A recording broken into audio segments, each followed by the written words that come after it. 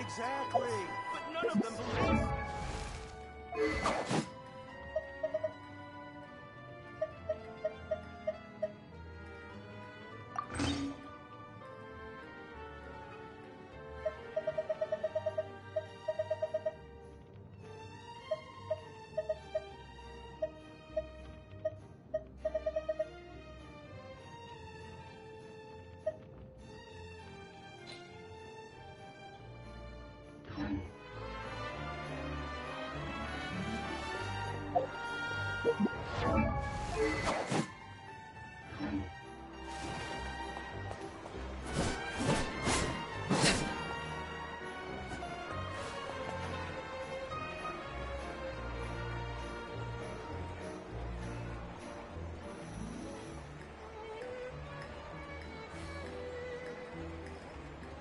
Time itself is a silent song.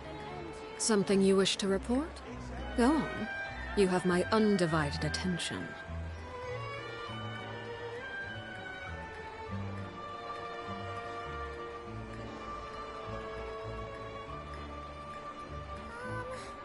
Can we play banker next time?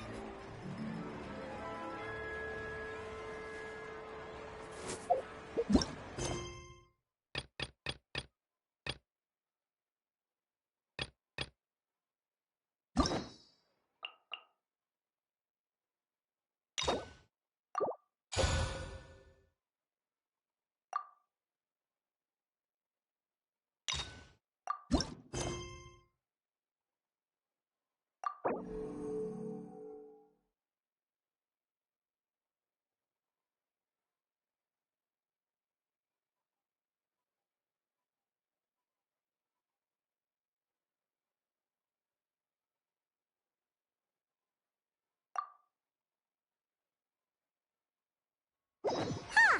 It's been a while since we visited Poisson. Maybe we should head over and have a look around.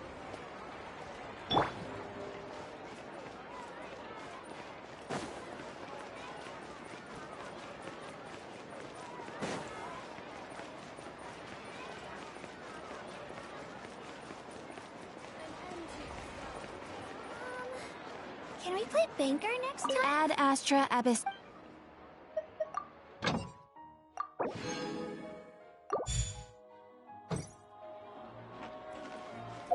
Exactly.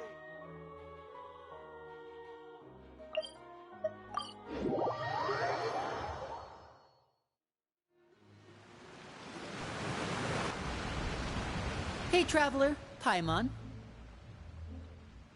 Oh, Paimon knows that voice! Over here.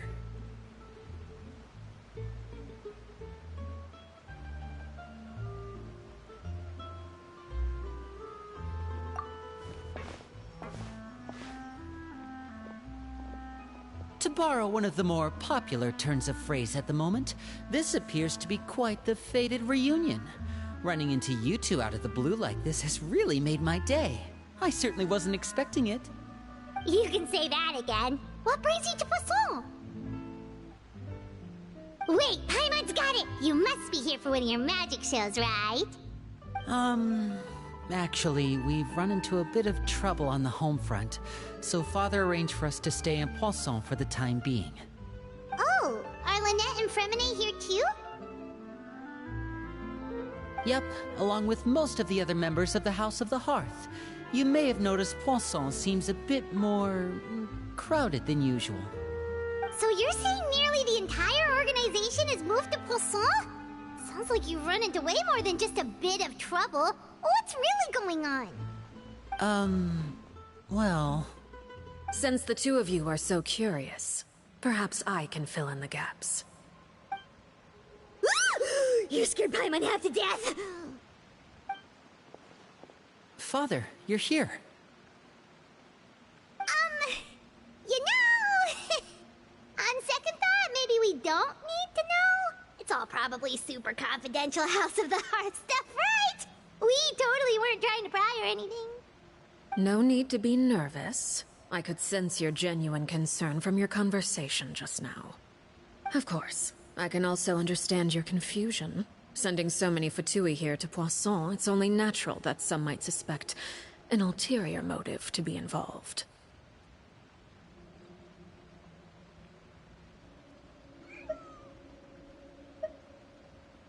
I understand. I'm well aware you've had your fair share of confrontations with the Fatui in the past, and I can't exactly guarantee that we'll remain on good terms in the future. As for right now, however, I would say we have little reason to be at odds, wouldn't you agree? The House of the Hearth could stand to be more open with those who have worked so closely with us in the past. As for the issue at hand, well, it hardly relates to any ulterior motive. To be frank, it all stems from a certain rumor circulating around the House of the Hearth. It's an internal matter. What sort of rumor? A rumor that a certain phantom child is hiding away in the House of the Hearth. A phantom child? Ooh, just hearing the name is giving Paimon the creeps. A spirit that should have long ceased to exist is lurking in the shadows of the House of the Hearth. So I decided to bring the children to Poisson before continuing to investigate the situation. I expect I should be able to track down the spirit fairly quickly. After that, it's just a matter of resolving the situation, if you will. It shouldn't be much trouble at all. If you're curious, or if you still have some concerns, it might be advisable to stick around for a few days. I'm sure the children would be exceedingly pleased to welcome some visitors. Lenny, I'll leave you to entertain our guests. I have some matters to attend to. Of course, Father.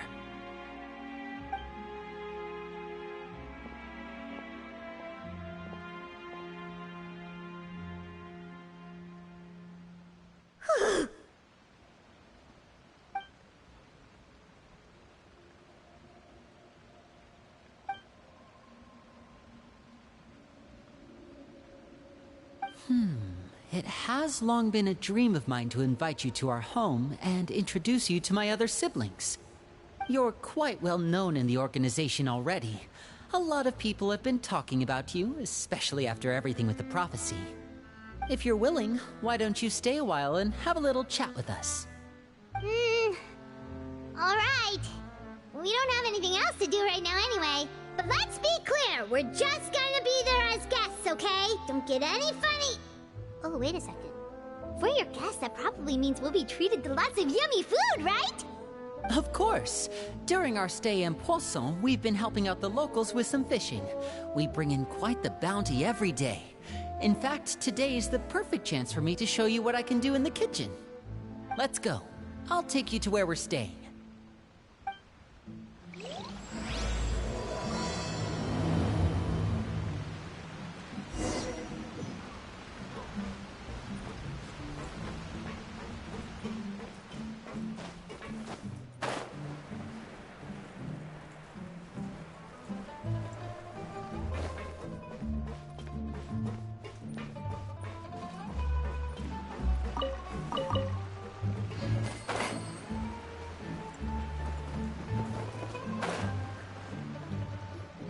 We rented this house from one of the locals to use as a temporary base.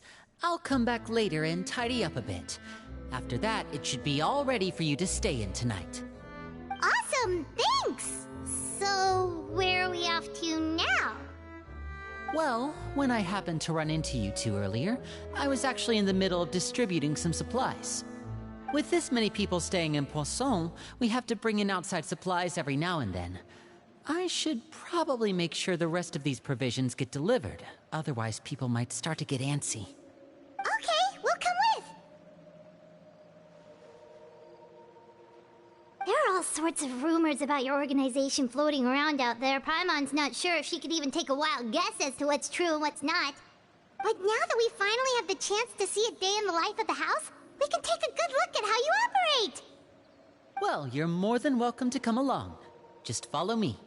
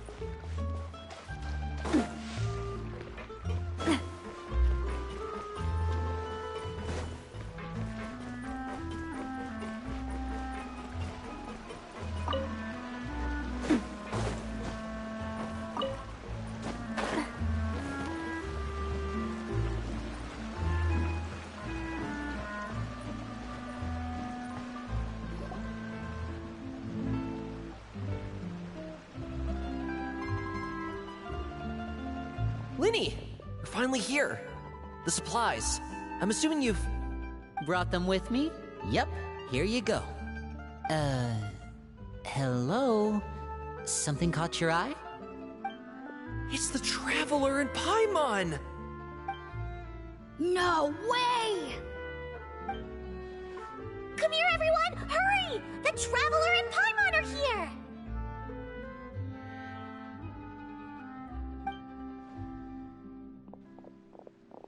One at a time, please. Don't crowd around them all at once. We don't want to scare off our guests now, do we? Oh, it's all right! Gotta say, Paimon didn't realize we were this famous. Of course! Father and Linny have told us so much about you. Father told us about how you helped Linny. According to her, you're a trustworthy friend. And as far as she's concerned, that's pretty much the highest compliment we've ever heard her give. As you can imagine, everyone's been very curious about you. I heard the Traveler is so strong that she can move a mountain with her bare hands. I heard Paimon eats so much that she can clean out the entire pantry at Hotel Tabor in just 3 days! Wait a second! That's the rumor you heard about Paimon? Oh, not cool at all! Oh, wait. When guests visit, you're supposed to give them gifts and stuff, right? Oh, we don't need something like that. Besides, we don't have anything to give to you! Come on, we insist! I can give you some of my new potions. Just pick your poison. And by that, I mean medicine or actual poison. I've got both. Huh? Or maybe Shaplo can teach you guys about stealth. He's super good at it. He's never been caught. Ah, now that's not a bad idea. I know you usually prefer to fight head-on, but it never hurts to expand your bag of tricks, right? When it comes to eliminating your enemies, staying quiet can go a long way. Trust me, I would know. I was poisoned not too long ago, and I'm still dealing with the after effects. So I'm not quite as good as I was before, but I can still give you some pointers. Wait, when you said gifts, Paimon didn't think you meant poison and stealth tactics. But those are the best things we can give you. You don't like them? Ooh, how about this? Tell me the name of someone who really annoys you, and we'll teach him a lesson for you.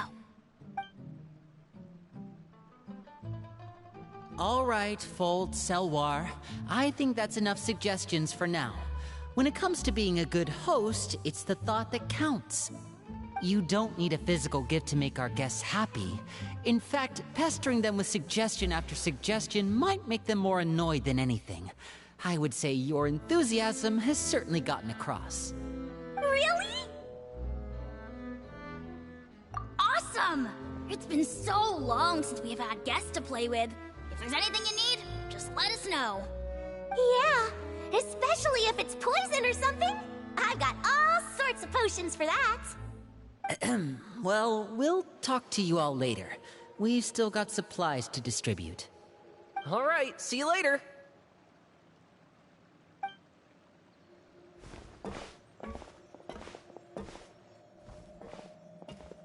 Bye!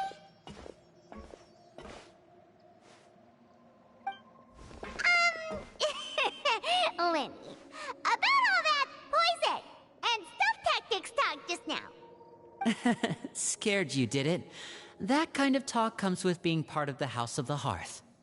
When Foltz was really young, he strangled all of his family pets, just out of curiosity. He was labeled a dangerous problem child and was abandoned by his family. Elwar has an unnatural obsession with potions. Father has forbidden her from trying all the different concoctions she comes up with, but she still tries to test them in secret. You really have to keep an eye on that one. Chaplot is around my age. While I'm mainly responsible for collecting intelligence, he handles surveillance. He's very passionate about his work and has no reservations about taking on some very difficult missions. I know you two probably aren't used to that kind of talk, but I can promise you they only had the best of intentions. Things like stealth tactics and developing different poisons, they really mean a lot to them. They were just trying to share the best of what they could offer, that's all.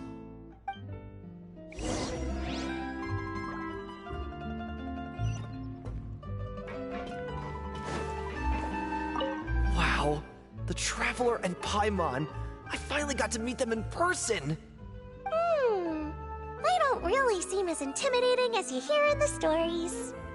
They'd probably get along really well with Filial. If only they got here sooner.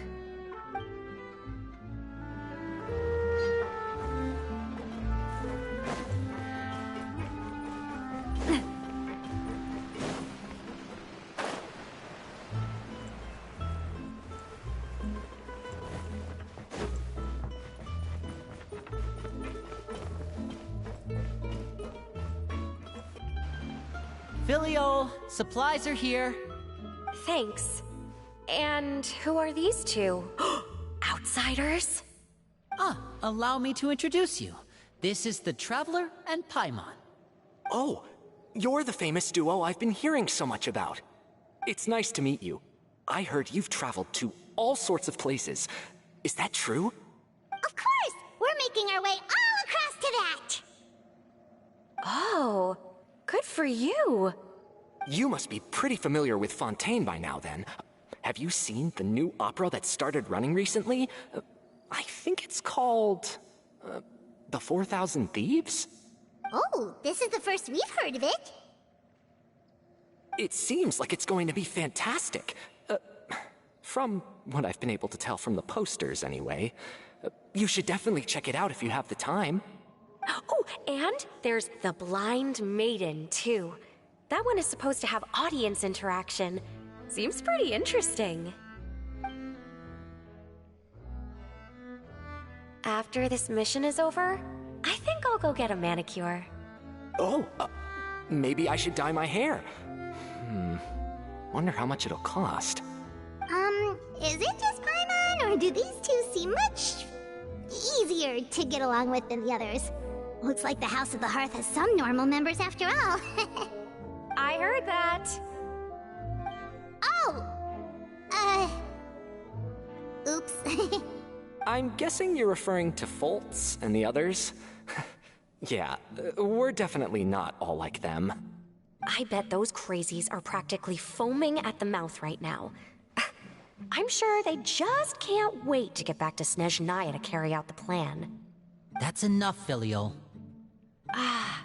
Don't talk about family members behind their back, right?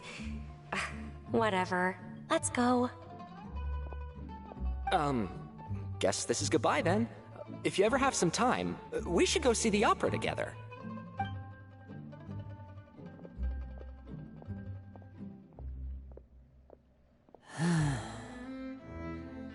Well, that's it for the supplies. We should probably head back as well.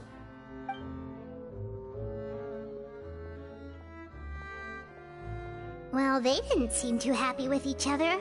Seems like there could be something more going on here.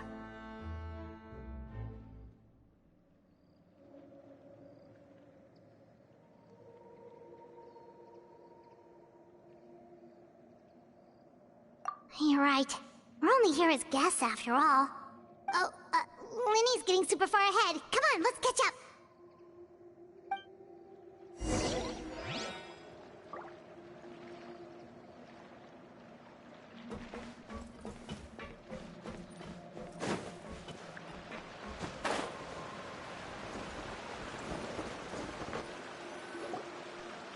So, what do you think of the members you've met so far? Well, Father is always encouraging us to be strong-willed and independent. So if there's one thing we've got, it's people who aren't afraid to speak their mind. Well, I should probably get cooking. Wanna join? Of course! Then let's head out and... Huh? Fremine? What are you doing here? Fremine, nice to see you again! You too. I heard you're here as guests of House of the Hearth. Welcome. We were just going to make some food. Why don't you come along? I could use some help in the kitchen, and I seem to remember you mentioning you wanted to make seafood soup for the Traveler and Paimon. Seafood soup? Oh, Paimon's drooling already. Were you looking for something just now, Fremine? Maybe I can help. It's nothing. I just wanted to see if there were any extra supplies. Yeah, we've got some left over. What do you need? Some food and water, and some clean cloth, if possible. No problem. Give me a second here. Food, water... Wait a minute. What do you need all of those for?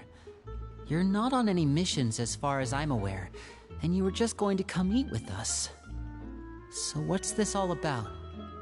I thought I'd grab an extra portion because I get hungry at night. Could be because I'm growing, you know, and... Fremine, you remember what I told you? You're not like me. Your lying skills still need some work. Tell me what's going on. Is it really bad enough that you have to keep it from your own brother? Maybe it'll be better if we gave them some space.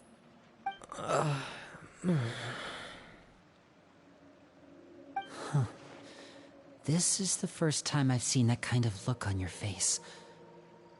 Whatever happened, does it have something to do with Father? Yes. Just follow me.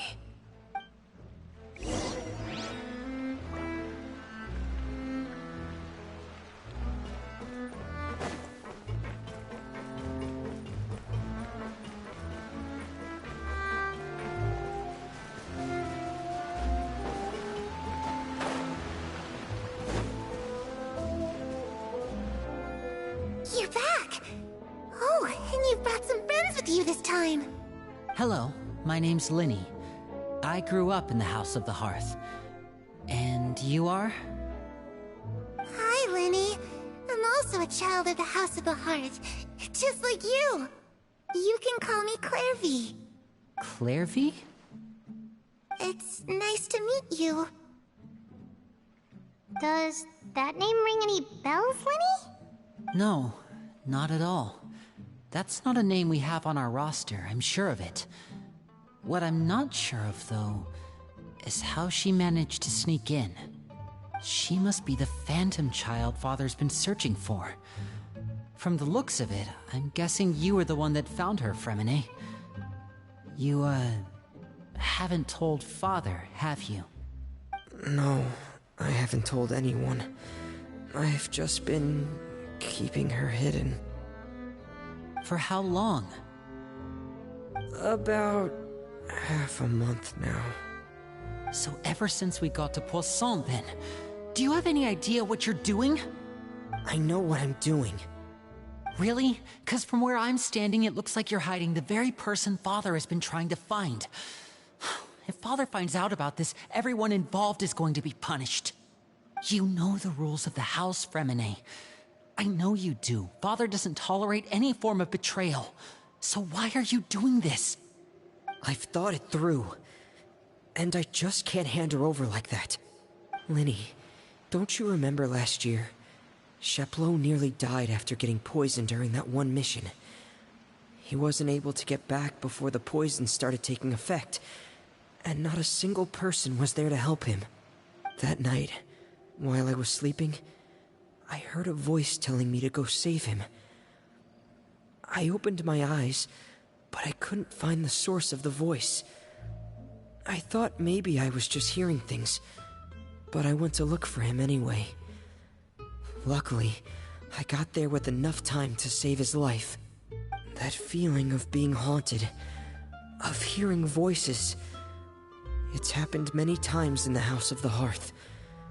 I'm sure you've noticed. So what you're saying is, that was her? She was the one who spoke to you that night? Unless there are other spirits roaming around the House of the Hearth, I don't think there's any other possibility. If Clairvy were our enemy, it wouldn't matter whether she was a spirit or an actual child. I would have acted without a second thought, because that's what Father ordered us to do. But she's been living with us, helping us from the shadows all this time. I think that makes her family. I couldn't just hand her over to be dealt with. Not when there's so much we still don't know. So what's your plan then? You can't keep her here forever. Someone is bound to find out eventually. I haven't thought that far yet. I don't want to disobey an order from Father, but I also don't want to put Clairvy in danger. Come with me. There are a couple things I'd like to say to you in private.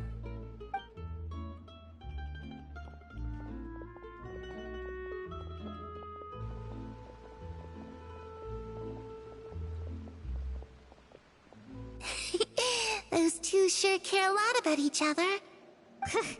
Well, they got a funny way of showing it. From where Paimon was floating, it sure seemed like they were about to bite each other's heads off. No way! They have a really deep bond. I could tell right away, 'cause I also have a friend like that. I just don't know how long that kind of bond can last. The darkness in the house runs deeper than you can imagine. No one can get out alive. I'm sorry, Linny. I really didn't mean to drag anyone else into this. Oh really? You didn't mean to? 'Cause I for one wish you did. Huh? What do you mean? You know, when we were younger, you didn't call me Linny. You called me brother, just like Lynette. We grew up together, the three of us. We were all orphans, all rescued by Father. Of all the siblings in the House of the Hearth, I think our bond was the closest. Later on, when you started calling me Linny, I wasn't actually surprised. After all, Lynette and I are related by blood. We've had to depend on each other to survive long before we joined the house. Linny, The darkest and most difficult moments of my life happened before you and I had ever met. I'm sure that's true for you as well. Even so, Fremine, we've stood by each other for all these years now, and to me, that means more than blood. You and Lynette are the most important people in my life. No one can replace you. So I won't let you face anything alone. Not if I can help it. Oh, looks like things are getting kinda heated between Linny and Fremine. Maybe we should go check on them. Oh, it's raining. I should put my clothes away.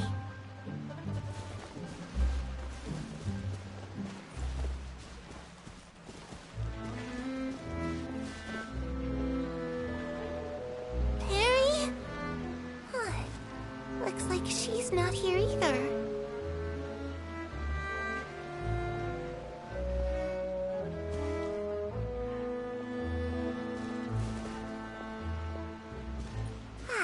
It's time to eat.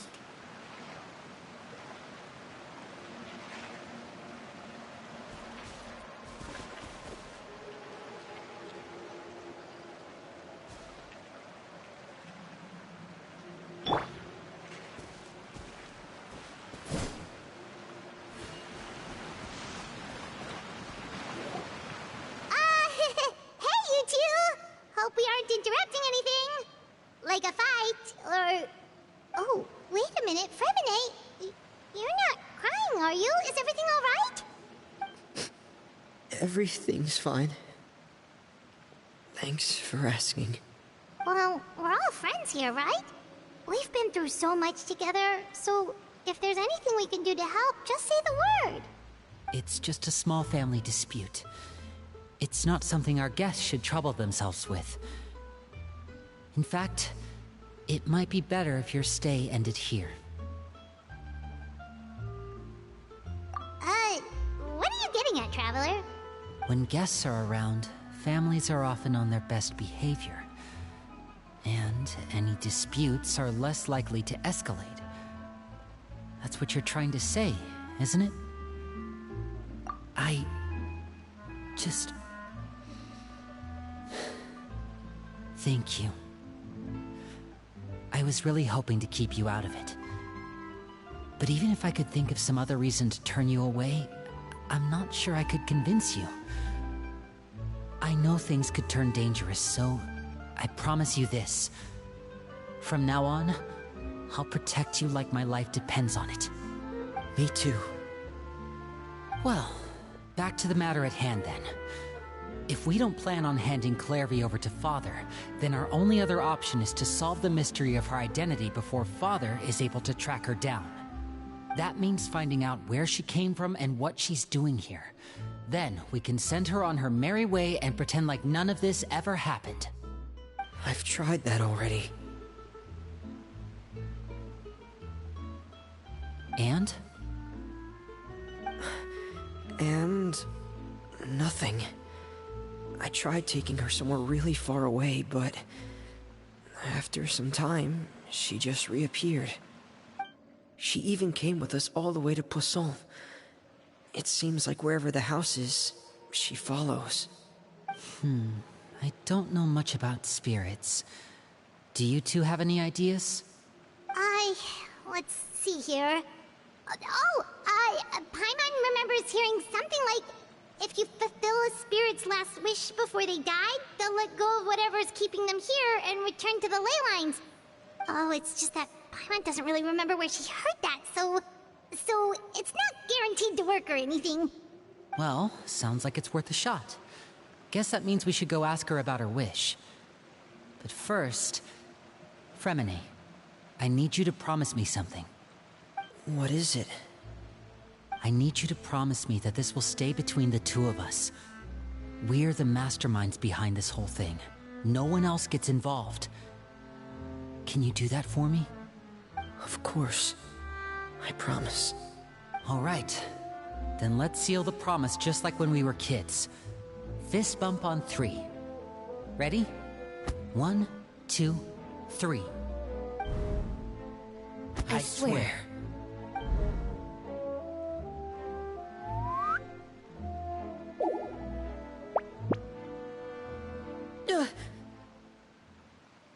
Whoa! Lynette! But what a surprise! What brings you here, dear sister? And, when exactly did you get here?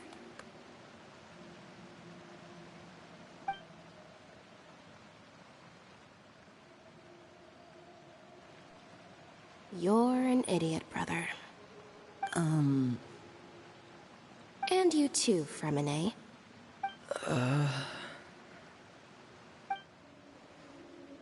You 3, Traveler.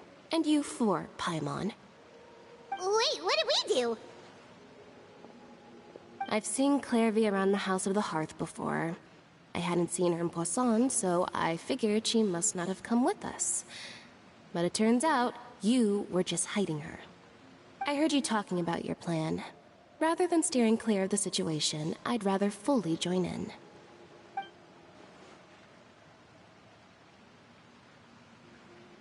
If you don't agree, I'll have no choice but to report everything back to Father. Simple as that. You're not giving us much wiggle room here, Lynette. Well, I guess we're all in this together then.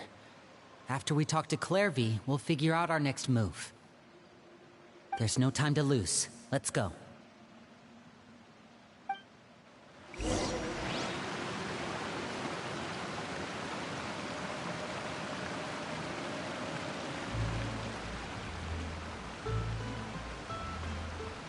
What could the children be up to?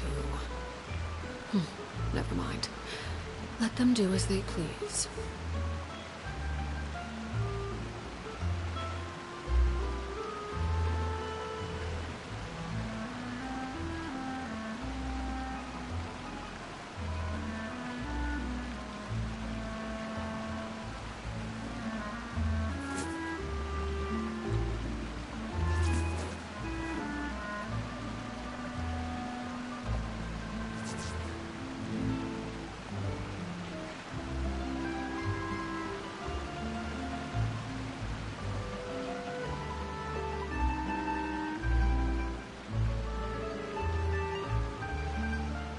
Staring into my eyes is ill-advised.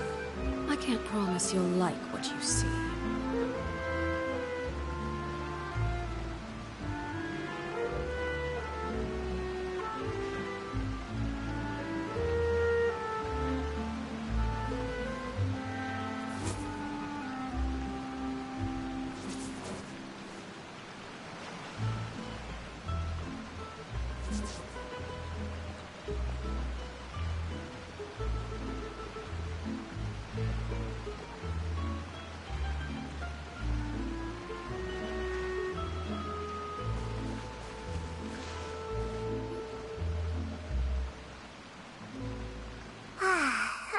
full.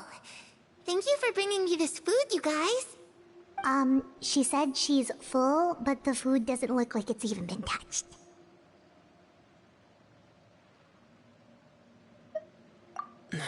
That's right. Based on what I've been able to observe, it doesn't seem like Clairvy can interact with the physical world at all. Still, when she's presented with food, she'll always linger around it for a good little while. Maybe, in her mind, she really is eating those things. Does she know that she has already passed away? I've tried to ask her, but she didn't answer. My guess is that she's just as confused as we are. Or maybe she couldn't understand the question at all. Clairvy, if you've got some time, I'd like to ask you a few questions. Sure. Oh, another new friend. Hi, I'm Clairvy. Hello.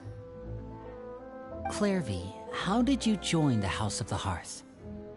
Huh? Isn't it the same for everybody? The knave brings you here and then you can't leave. It's just that your name, it's not on the roster. And I've never seen you before. The roster? Oh, I get it now. I think there might be some things you don't know about this place. The people in charge, they're not as nice as they look. They say they keep a roster, but it's not complete. There are a lot of people who aren't on it, and never will be. In this house, some people are family, and other people are just test subjects. Those kinds of people aren't ever going to get a place on the roster, unless it's the roster of people who've been executed. Wait, does that mean the knave... She... Is there anyone that can vouch for you? Perry. She's my best friend. She's the only one I trust in this place. Have either of you heard of that name before? No.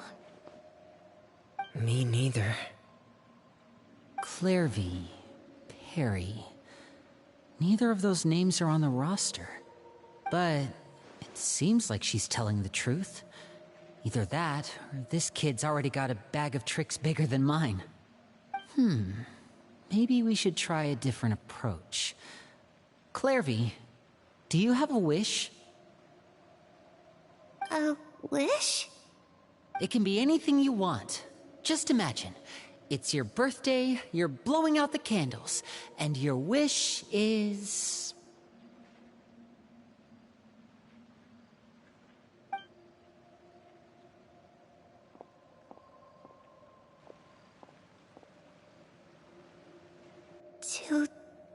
To go outside, where the sun can find me. That's... it? Well, that sounds easy enough. The darkness in the house runs deeper than you can imagine. No one can get out alive.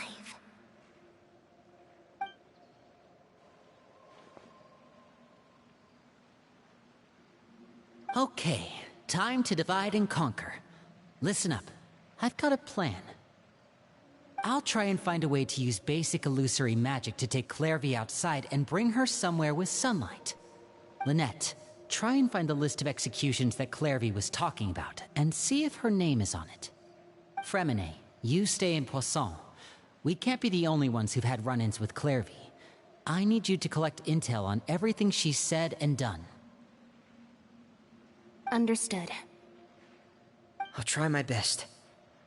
What about us? What should we do? I really appreciate your willingness to help, but this is a family matter. I don't want to drag you in too deep. It's too risky. Let me think. Since Father considers you to be guests, maybe you could stick by her side for a little while. You don't need to do anything except keep up some nice, casual conversation. Ah, Paimon gets it. You want us to distract her. I'll give you a magic bird. If Father suspects something, all you need to do is release it when she's not looking, and it'll alert me that something's wrong. Of course, that's only as a last resort. If Father doesn't seem to notice us, there's no need to make contact. We'll reconvene here tonight after all's said and done. If the worst-case scenario happens and we're discovered, just tell Father everything. We're not going to let our guests get punished for our own actions. That's where we draw the line. You too. Okay, this is where we part. Father should be at the beach nearby.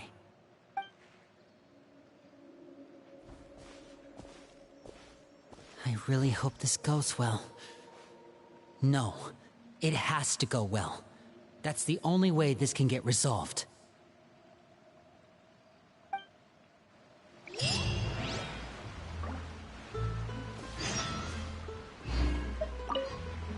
Clairvy, I'd like to take you somewhere. Is that okay with you? Sure. Where are we going?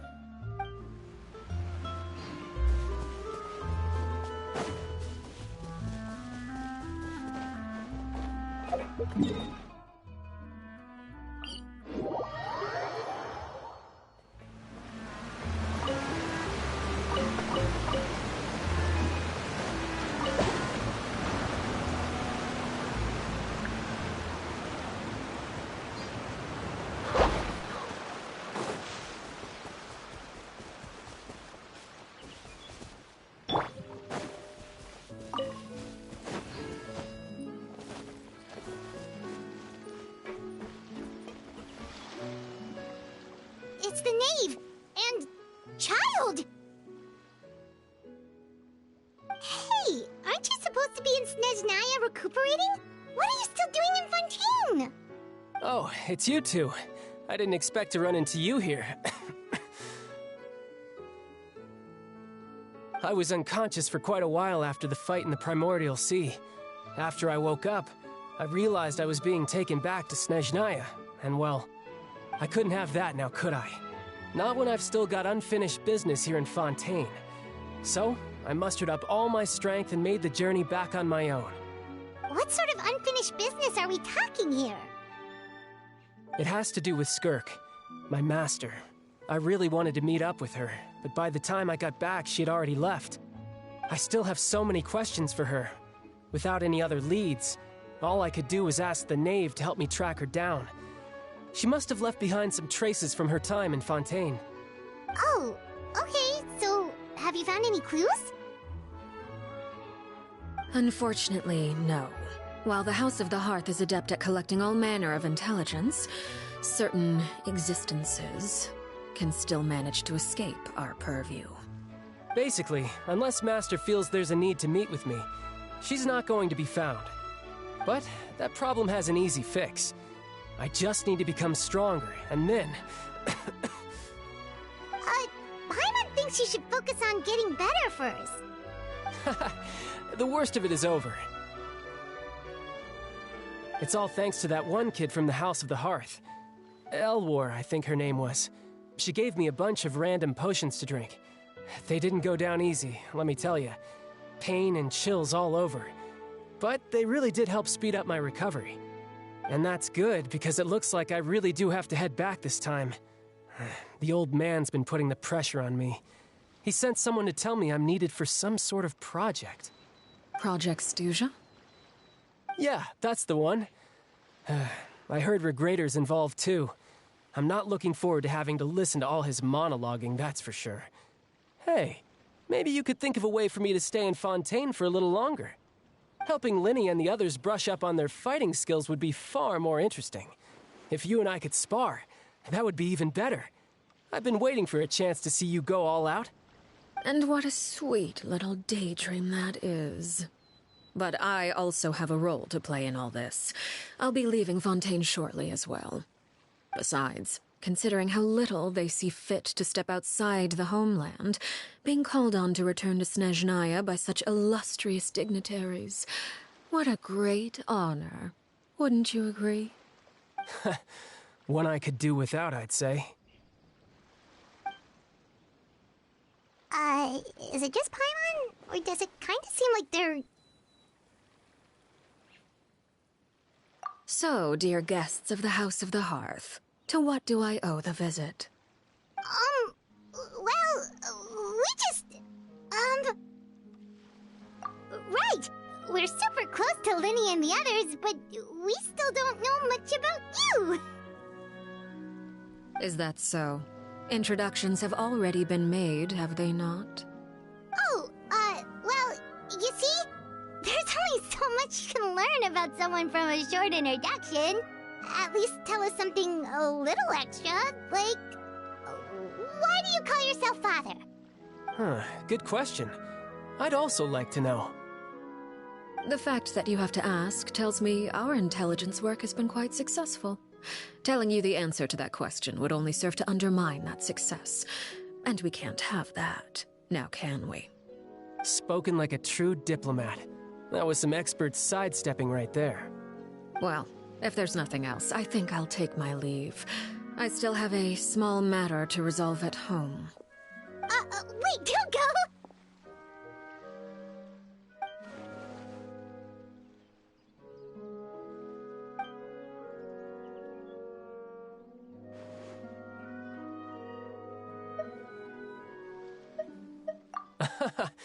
I'd also like to hear the answer to this. I've met some of the members of your organization, and they all seemed like really good kids. They actually reminded me of Tonya and Tusser. Which, by the way, if you ever betray them, I'm just letting you know, I won't let you off easy. And why would I betray them? Well, you've already betrayed the House of the Hearth once, haven't you? At least, that's what I heard.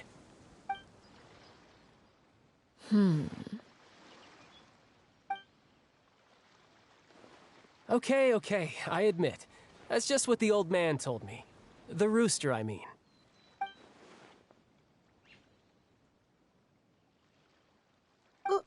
Wait, did you really do something bad to those kids?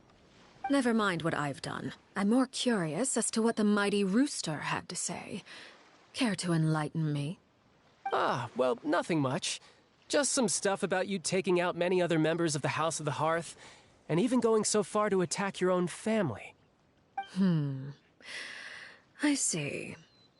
Oh, based on your reaction, I'm guessing it's all a bunch of lies. Hardly. I don't appreciate his particular turns of phrase, but I suppose he didn't say anything untrue. Although, it would be more accurate to say that there is a certain level of prejudice involved, but I don't intend to clear that up just yet. Prejudice has a funny way of concealing the real truth behind certain things, an attribute that I find to be quite advantageous. Call yourself a Fontanian, for example, and people will assume all sorts of things, when the real truth is that this is simply the land where I was raised. Huh? You're not actually from Fontaine? But then why did you try to help out with the prophecy and everything? I was trying to protect the children born in Fontaine. Claiming that I myself was a Fontanian simply made it easier to operate. People would hardly suspect a fellow Fontanian of having any ulterior motives. Who wouldn't want to save their homeland after all? The primordial sea wouldn't have any effect on me, but it would have caused great harm to the House of the Hearth. Well, you wanted extra information, didn't you? There you go. I hope that satisfied your curiosity.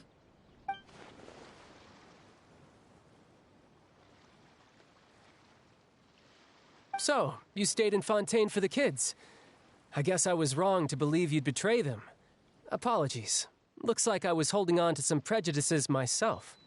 Good. Like I said, I like it when others have misconceptions of me.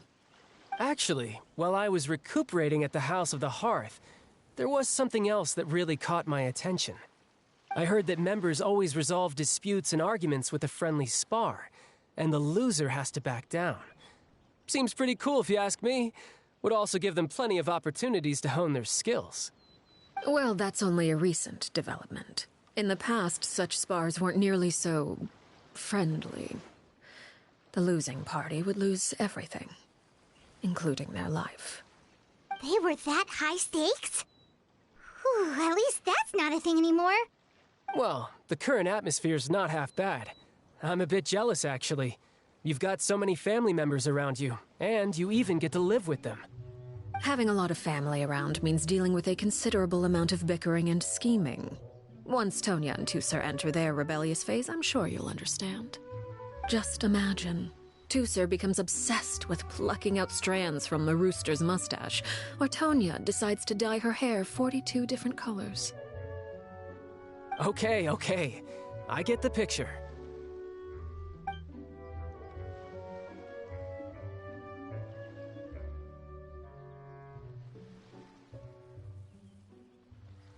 Well, would you look at the time?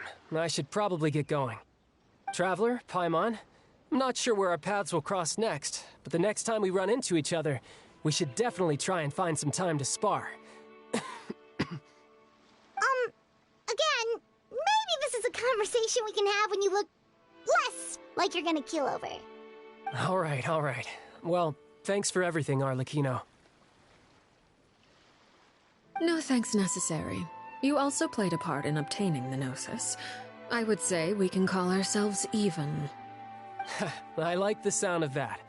Well, I'm off. See you all some other time.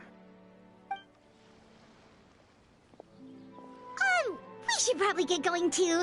Do you want to head back with us? Oh? You want me to leave so soon? Oh, well, you see, I'm rather enjoying the evening breeze. If you don't mind, I think I'll stick around for a bit.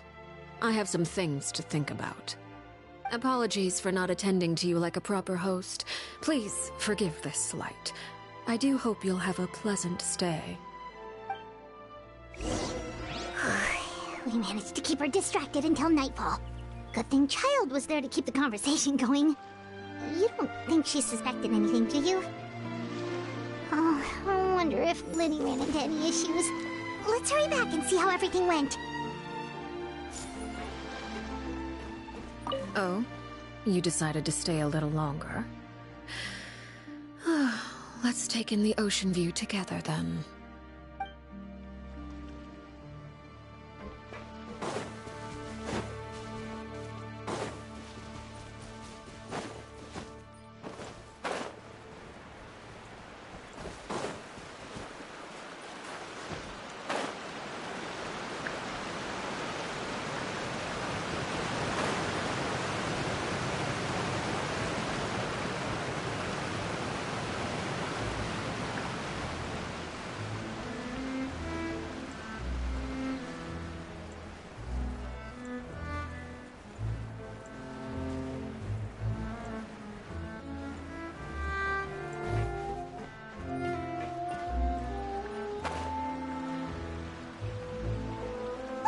How did everything go? Well, long story short, we ran into a small issue. Clairvy can't go into the sunlight. Everything was fine at first. She followed me up to the surface just like I told her.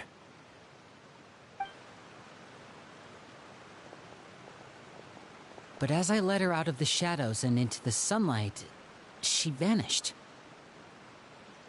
I turned around and there she was, standing at the edge of the shadows, silently watching me. Huh. Maybe she's afraid of sunlight, or... No, it wouldn't be her wish if that were the case. Well, we could always try pushing her into it.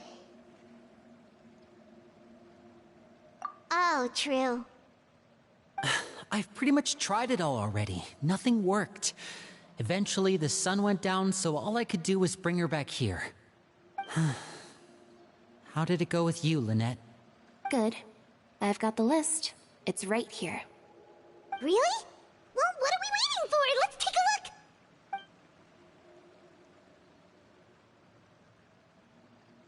Oh, that's a lot of pages.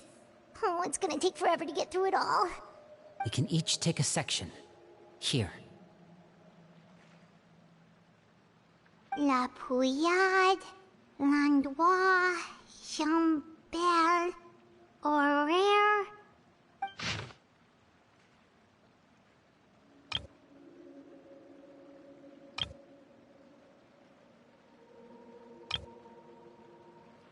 Oh, yikes. That Horaire guy has a huge scar on his face. He's kinda giving Paimon the creeps. Ah, I've met him before. The scar is from an injury he received during a mission. I still remember him joking with me about it. He said any future lover would take one look at him and then lose all interest. Did he say anything else? Well, I asked if there was someone he was interested in. He said no, and that's where our conversation ended. It was only later that I learned he really did have someone he liked. He risked everything to escape so he could be with her, but it didn't work. One day, Father asked to see him, and, well, I never saw him again after that. Wait, so that means the knave, she... It may seem cruel, but it's just one of the rules of the house. Betrayal is not to be taken lightly. We know too many secrets to come and go as we please. So, if you do try to leave, you pay with your life.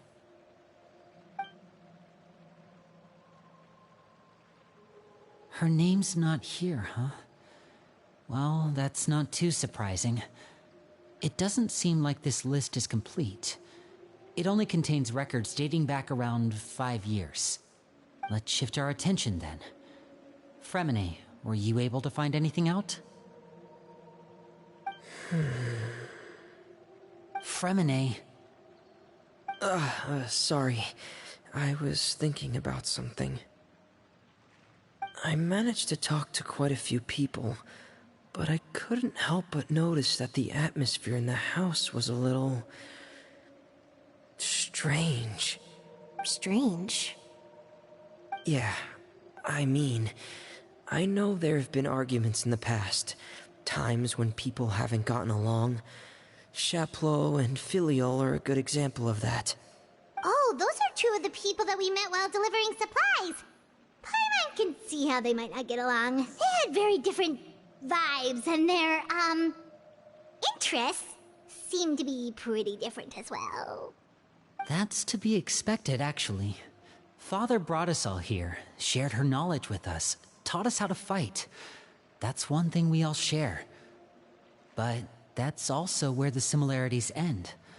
Not all of us feel the same desire to stay here. As members of the House of the Hearth, we're also considered part of the Fatui. And to a lot of people, that's an identity they never asked for. Certain members get older and realize they want something else for themselves. But considering the rules of the house, most people would never say that out loud. People like Chaplot and Foltz are loyal to Father and her vision. They're proud to be part of the Fatui. Filial and Nantoy, on the other hand, well, they aren't quite as enthusiastic. These kinds of conflicts have always been there. It's not like Father is in the dark about any of this. Well, that's true. But it just feels like things have gotten worse lately. Filial and the others, it seemed like they were meeting in secret to talk about something. I can't say for sure, but I think they've met Clairvy. You think she's been inciting them to act out? No, not exactly. But I wouldn't be surprised if she said something to them about the darkness in the house and how deep it runs. She's told me about it before. Experiments being run on children. People being used as pawns on the battlefield without so much as the strength to survive. And they just believed all that? Without any evidence? Clairvy's words probably gave them the excuse they were looking for. Whether they actually believe them to be true is secondary. This is all because of Project Stuja, isn't it? Whoa. Hold on a second.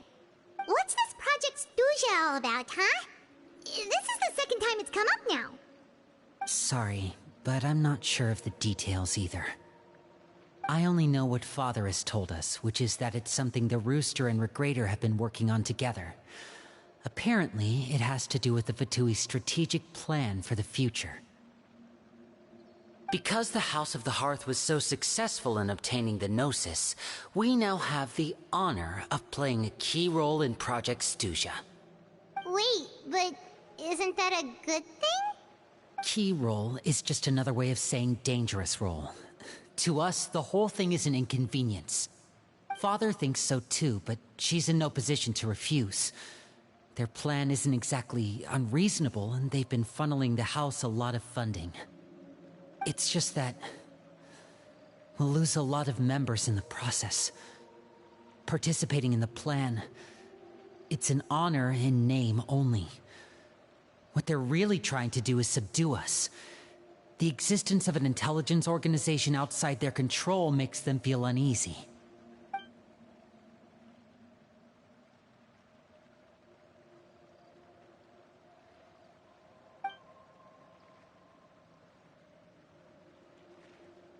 Okay, super complicated top secret Fatui business aside, what does all of this have to do with the conflicts you were talking about earlier? Paimon doesn't get the connection. External pressure has a way of exacerbating internal strife. You can't overlook the power of fear either.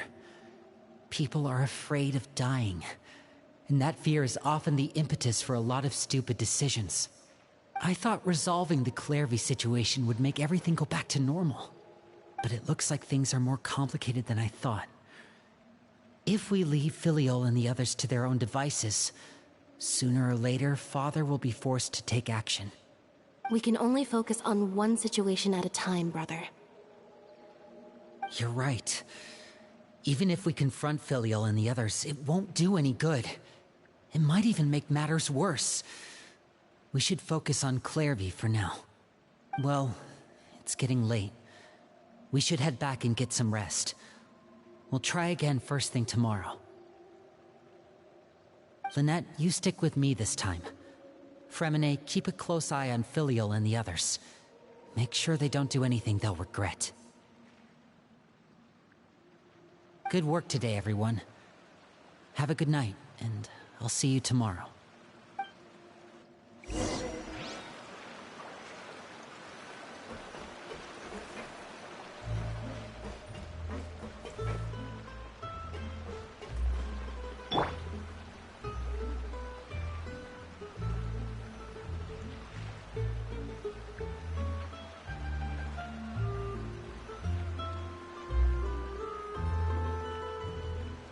What could the children be up to? Never mind. Let them do as they please.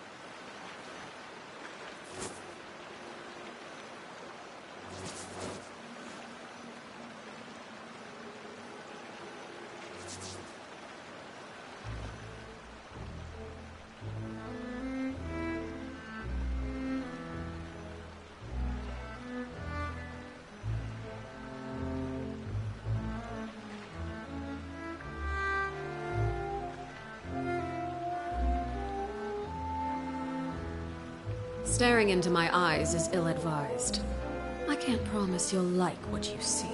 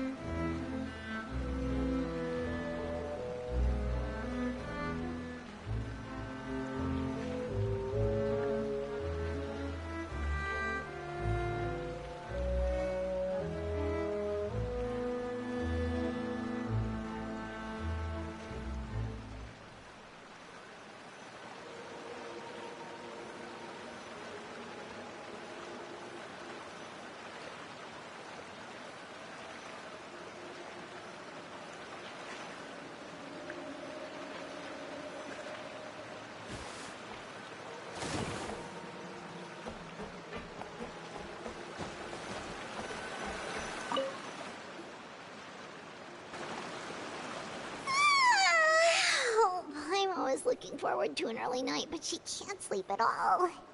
Hey, you don't think the knave will be too angry with Linny and everyone if she finds out about all this, do you? She's even scary when she smiles. If she were to actually get angry... Ooh, you have to protect Paimon if that happens, okay, Traveler?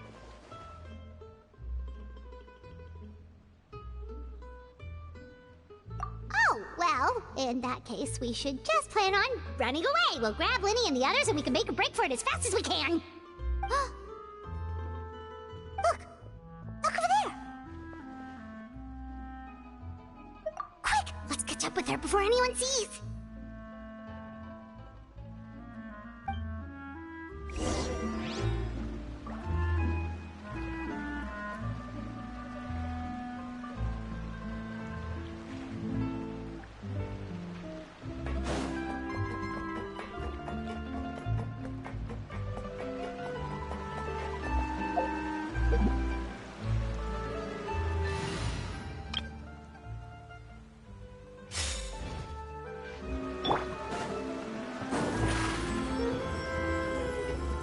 Surprise!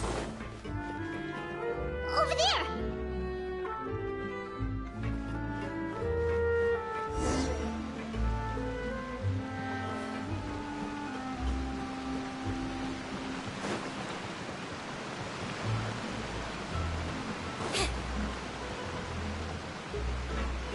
Oh, where is she going?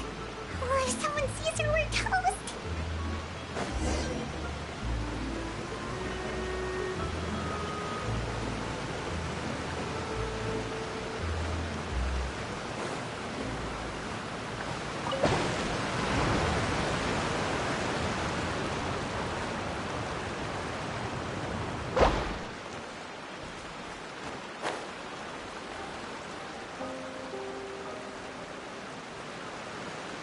Oh, look!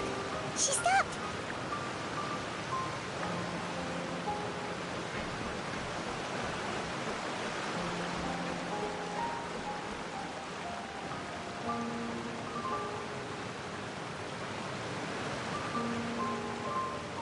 Clearly! Shh. I opened the window while no one was looking. Look how pretty the outside is.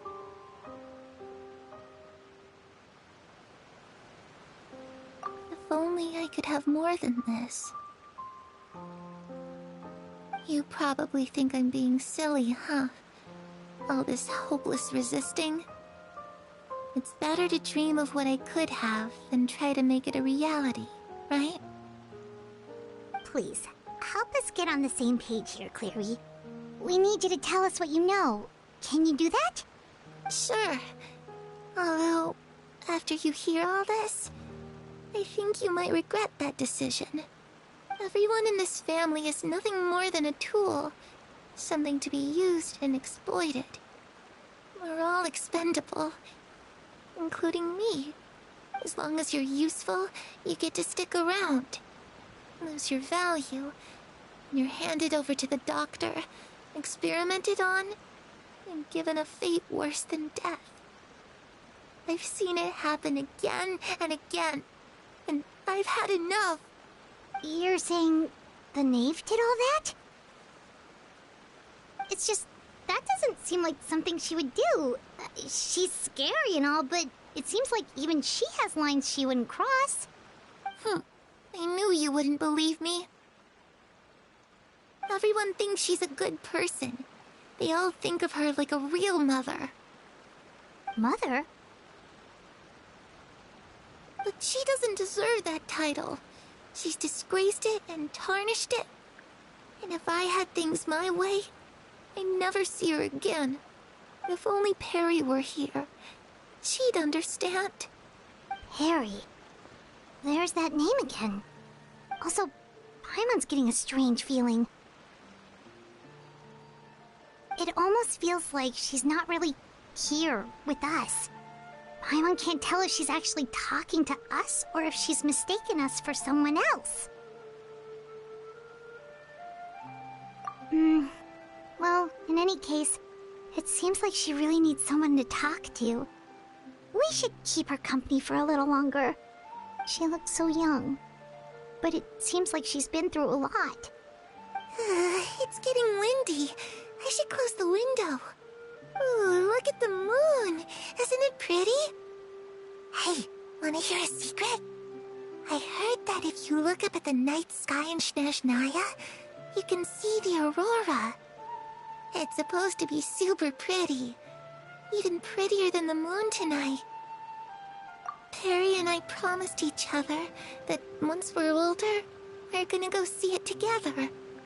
But I can't find her. I'm worried she's also been... No, that wouldn't happen to her. She's special. Mother likes her a lot. I should really go talk to Mother, but we just fought. She doesn't want to see me, and I'm too scared to face her. What should I do?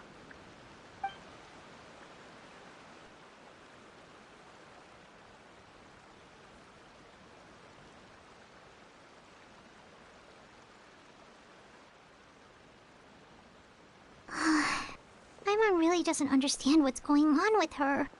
Well, let's head back. We've got an early morning tomorrow.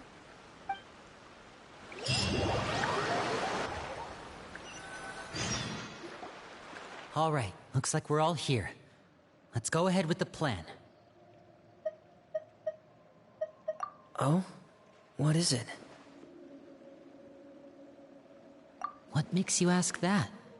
Well, we kinda ran into Clairview last night, and that's what she told us. We met the doctor back in Sumeru. He's super dangerous, and he's done all sorts of bad things. It's possible that Father and the Doctor have had certain dealings, but I don't think Father would work with him. We're not really on the same side, so there's not a lot of trust between them. That doesn't exactly set the stage for a successful partnership. I did hear, though, that when Father first became a Harbinger, the Doctor offered to work with the House of the Hearth. Father rejected most of his proposals, except for one. It had to do with some sort of secret experiment. Secret experiment? Could that be what Clairview was talking about? I don't think so. I don't know any details about the experiment itself, but I do know it's an entirely independent operation. The Doctor only proposed a direction for the research. That was the extent of his involvement. I still don't think that counts as working together. The details of the experiment are confidential, but complete records are kept on all participants. That doesn't seem to be the case with the situation Clairview referred to. I know you don't agree with some of the Fatui's methods, and I'm not asking you to. But I am asking you to trust us on this. The House of the Hearth has its own principles. There are certain lines we're not willing to cross. Alright, that's good to hear at least. Clairvy seems to think the knave and the doctor worked together to do something horrible. If that turned out to be true, Paimon doesn't know how he would even face you guys. It's just that it doesn't seem like Clairvy is lying either. The easiest thing to do would be just ask the knave directly, but Paimon doesn't think she'd tell us. Father didn't come back last night. She's probably still near the shore. We'll be counting on you to distract her. Lynette, you're with me. Fremine, you know what to do. Be on your guard, everyone. All right, let's get to it.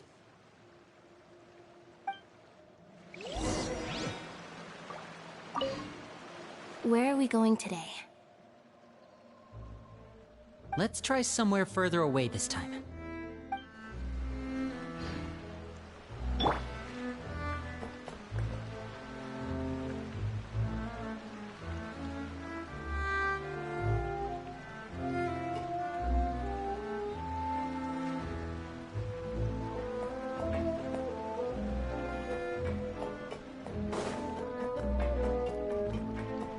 I need to find something.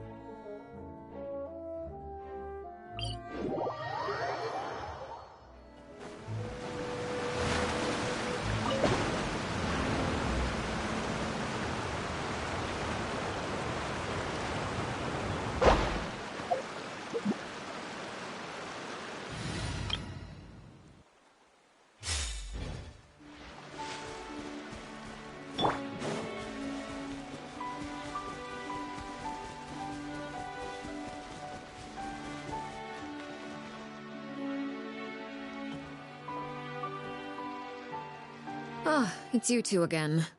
I must say, you look a bit pale. Did you have trouble sleeping last night? A little. Perhaps if you had less on your mind, you'd be able to absolve yourself of such troubles. So what are you planning to do now? Catch up on some sleep? Or should I give you some time to rack your brain for a topic to discuss before I ask any questions? Although I must profess to being curious. Without Child here, how do you plan on distracting me? Us? Distract you? A good one. But no, we were just here for a chat. Looks like you could have used some extra time to think.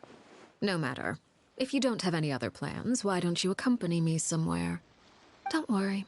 I'll be sure to steer clear of any scheming children. The ocean breeze is sure nice today. Children always think they can hide things from the grown-ups. But nothing gets past me. Least of all a little scheming. I think I'll let them have at it for a little longer. I can be very patient. Well, I'll leave you to think things over. If you're so inclined, meet me outside the Palais Mermonia. Good things come to children who do as they're told. So I do hope you decide to tag along. If only for your friends' sakes. What should we do? She clearly knows about everything we've been doing, and Paimon doesn't think it'd be a stretch to say she was threatening us just now.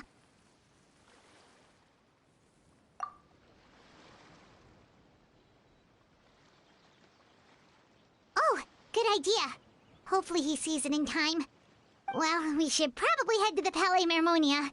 Paimon doesn't want to find out what happens if we don't show up. Based on what the knave was saying just now, it sure didn't seem like it'd be anything good.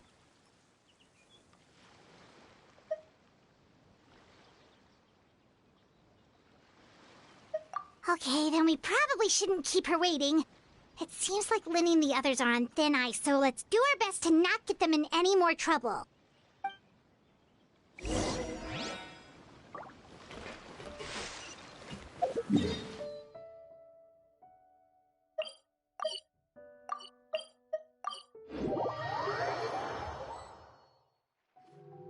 Seeing as we still have some time before my meeting, we might as well enjoy some pleasant conversation while we wait. I'm glad to see you get along with my children.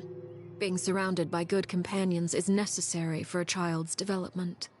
You're not planning on doing anything to them, are you? I assume you're referring to Lenny, Lynette, and Fremine. Although, there's that situation with Filial and Nentoy as well. It appears quite a few people have been acting out lately. No matter. I'm not one to discriminate. All those who betray the house meet the same fate. There are no exceptions. Does that mean you're going to kill them?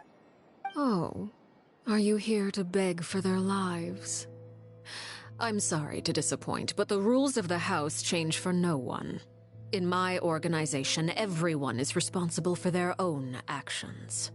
But don't you care about them at all? They really respect you. They even call you father. You must feel something for them. Any organization in which feelings come before principles is one destined for ruin. The House of the Hearth is hardly an exception. You could say our principles are more stringent than most. Perhaps I can offer you this consolation at least. As our guests, you two will not be held accountable along with them. I would imagine Linny, Lynette, and Fremine will be able to keep their lives. As for Filial, Nentoy, and the others, I'm afraid there's little I can do. They can try to escape, but once you know our secrets, there's no getting out alive. But that's awful. Ah, you seem concerned. Out of consideration for my guests, I suppose I could turn a blind eye for a little longer.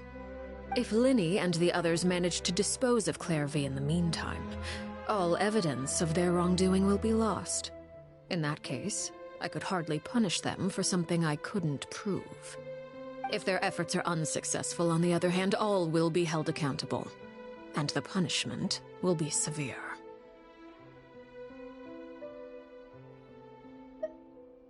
Of course. Oh, and here, I believe this belongs to you. Do try and keep better track of it next time. It takes a considerable amount of time to train a bird like this. It would be such a pity if you were to lose it. Permanently. Wait, where did you get that? Well, I'm afraid that's all the time we have to chat. Now, for the matter at hand. I asked you to meet me here because I have business at the Palais Mermonia.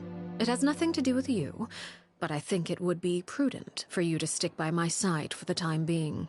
There will always be time later to run off and tell Linny what you've learned. Well, time to go. Looks like we wrapped things up just in time.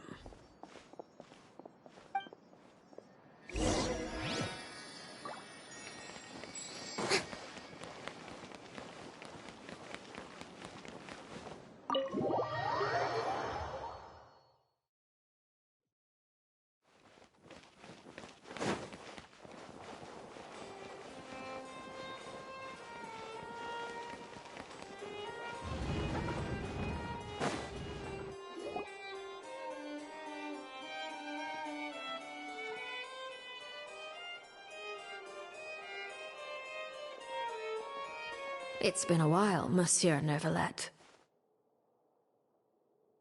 I must say, I wasn't expecting my meeting request to be approved quite so quickly. The Palais Mermonia operates with an efficiency worthy of admiration. It is only right that an esteemed diplomat such as yourself should be afforded the proper level of respect. Although, if I may speak plainly, I must confess that I did not anticipate we would have the occasion to meet again after presenting you with the Gnosis. I see you brought the Traveler and Paimon with you as well. If I may inquire as to the purpose of your visit. I'll be departing Fontaine shortly. There is, however, an outstanding matter that I would like to see resolved before I go. It requires a rather lengthy explanation, I'm afraid. So I took the liberty of explaining everything in this proposal. Please review it at your leisure, Monsieur Neuvillette.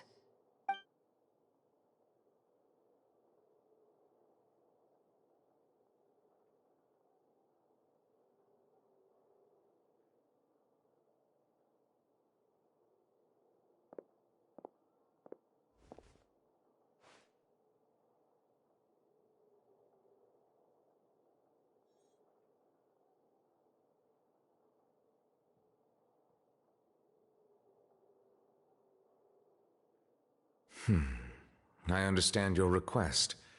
However, at the risk of causing offense, I must admit that I fail to see why you would wish for such a thing. I heard you have a certain fondness for water tasting, Monsieur Neuvillette, so allow me to use water as an analogy. A family is like a large body of water with countless rivers flowing in and out. As someone who watches over this system, I would hope that each river that flows from the source will eventually reach the ocean. Of course, objectively speaking, I know this is impossible. Most of the rivers will dry up along the way, disappearing into the ground and leaving nothing but a barren riverbed behind.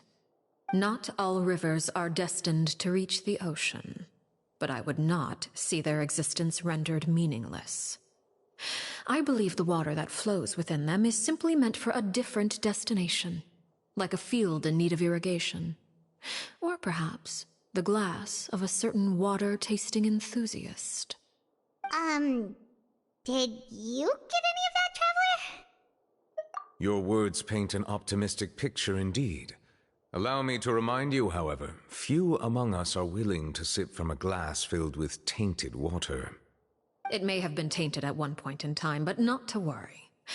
I'll make sure it's strained of all impurities and returned to its cleanest form.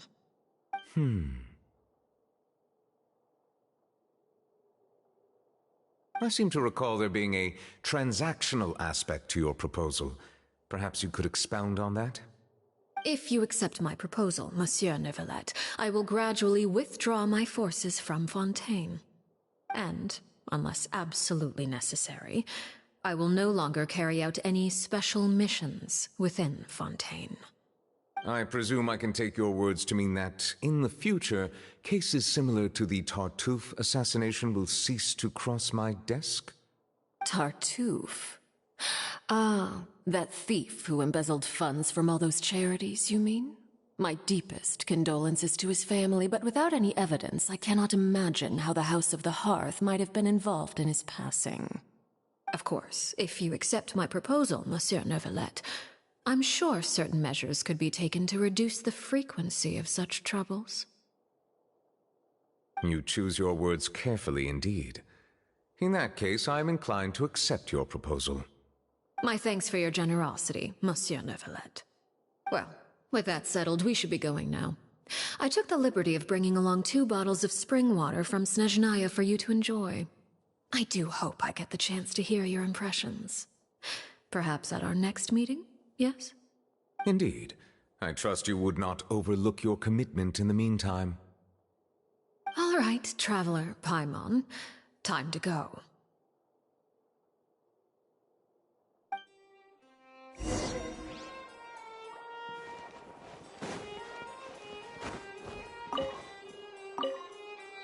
I believe I've told you before that my emotions easily resonate with those of others.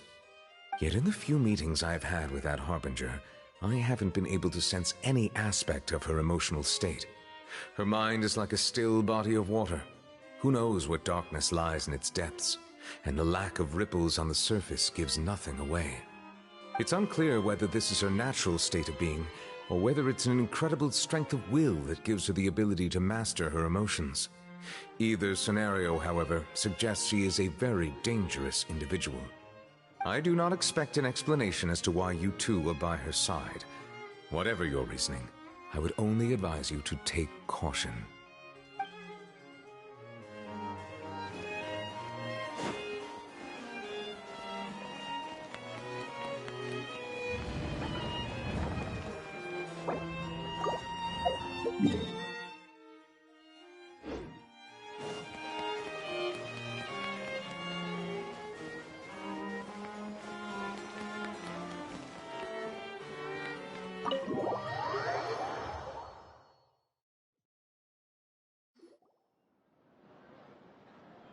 So, what exactly were you talking about back there? Paimon only heard you mention some rivers, a large body of water, and then some kind of irrigation scheme. You really want to know? I would imagine there might be more pressing concerns at the moment. Winnie, Paimon really hopes everything's going okay.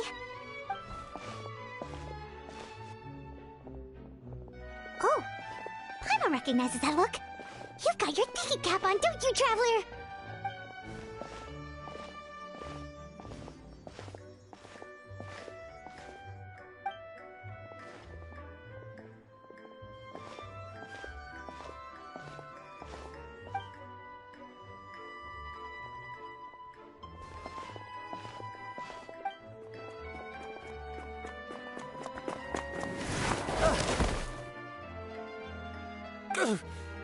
Oh, shoot.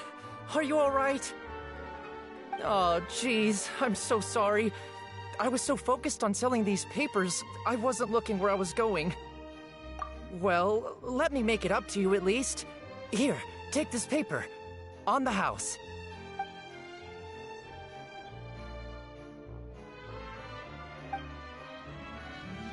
Oh, you don't have to give us anything. Please, I want to. It's not like I'm short on supply. All the extras will be useless come tomorrow anyway. It's my fault, really. I was just trying to bring home some extra mora for the family, but I bit off more than I can chew. I haven't had many takers today, so I'm still swimming in papers. What's going on here? Nothing much.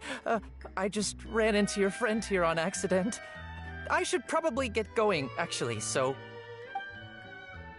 Hold on. Of course, I'm happy to compensate you with mora, it's just... I don't have any on me at the moment. I'll take 3 papers. Here. Your payment. Oh! Thank you for your patronage. May the Archons bless you with good fortune. If only I had the chance to run into such generous customers every day. I should probably just take on a smaller inventory though, right? I'm getting married soon, so sometimes it's hard to not get ahead of myself. Anyway, I should head out. Goodbye! Well, now that my affairs are settled, we should take the boat back to Poisson. We've even acquired some light reading to enjoy along the way. Actually, why don't we stick around for a little longer? Paimon just realized how hungry she is. She can't head back to Poisson on an empty stomach.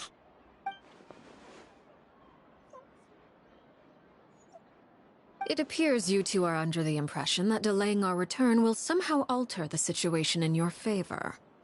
I'm sorry to ruin your fantasy, but your efforts are meaningless. That being said, I could be persuaded to give Linny some extra time. I just have one condition. If you agree to my request, I'll even answer some of your questions. You're quite curious about Claire V, are you not? And my relationship to her.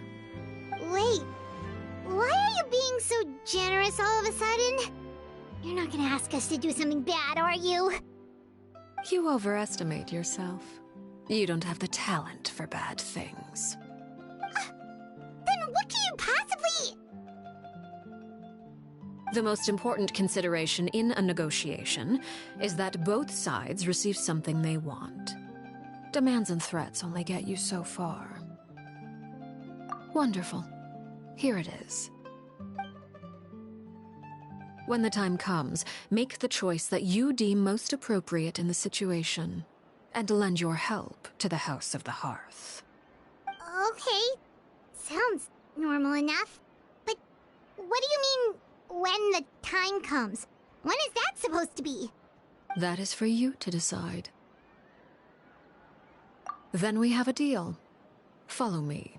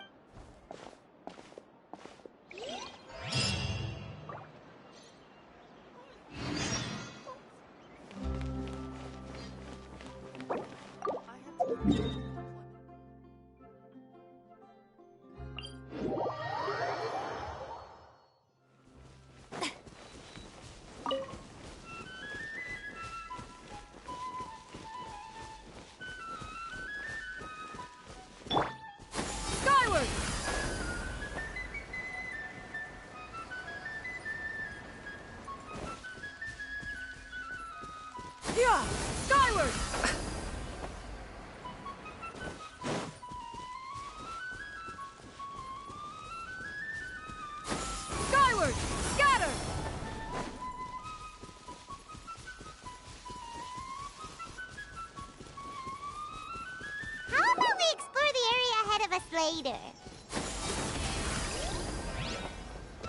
On this fine day, the view from the heavens must be magnificent. Oh, don't fret. One has no intent to fly off and leave you on your own.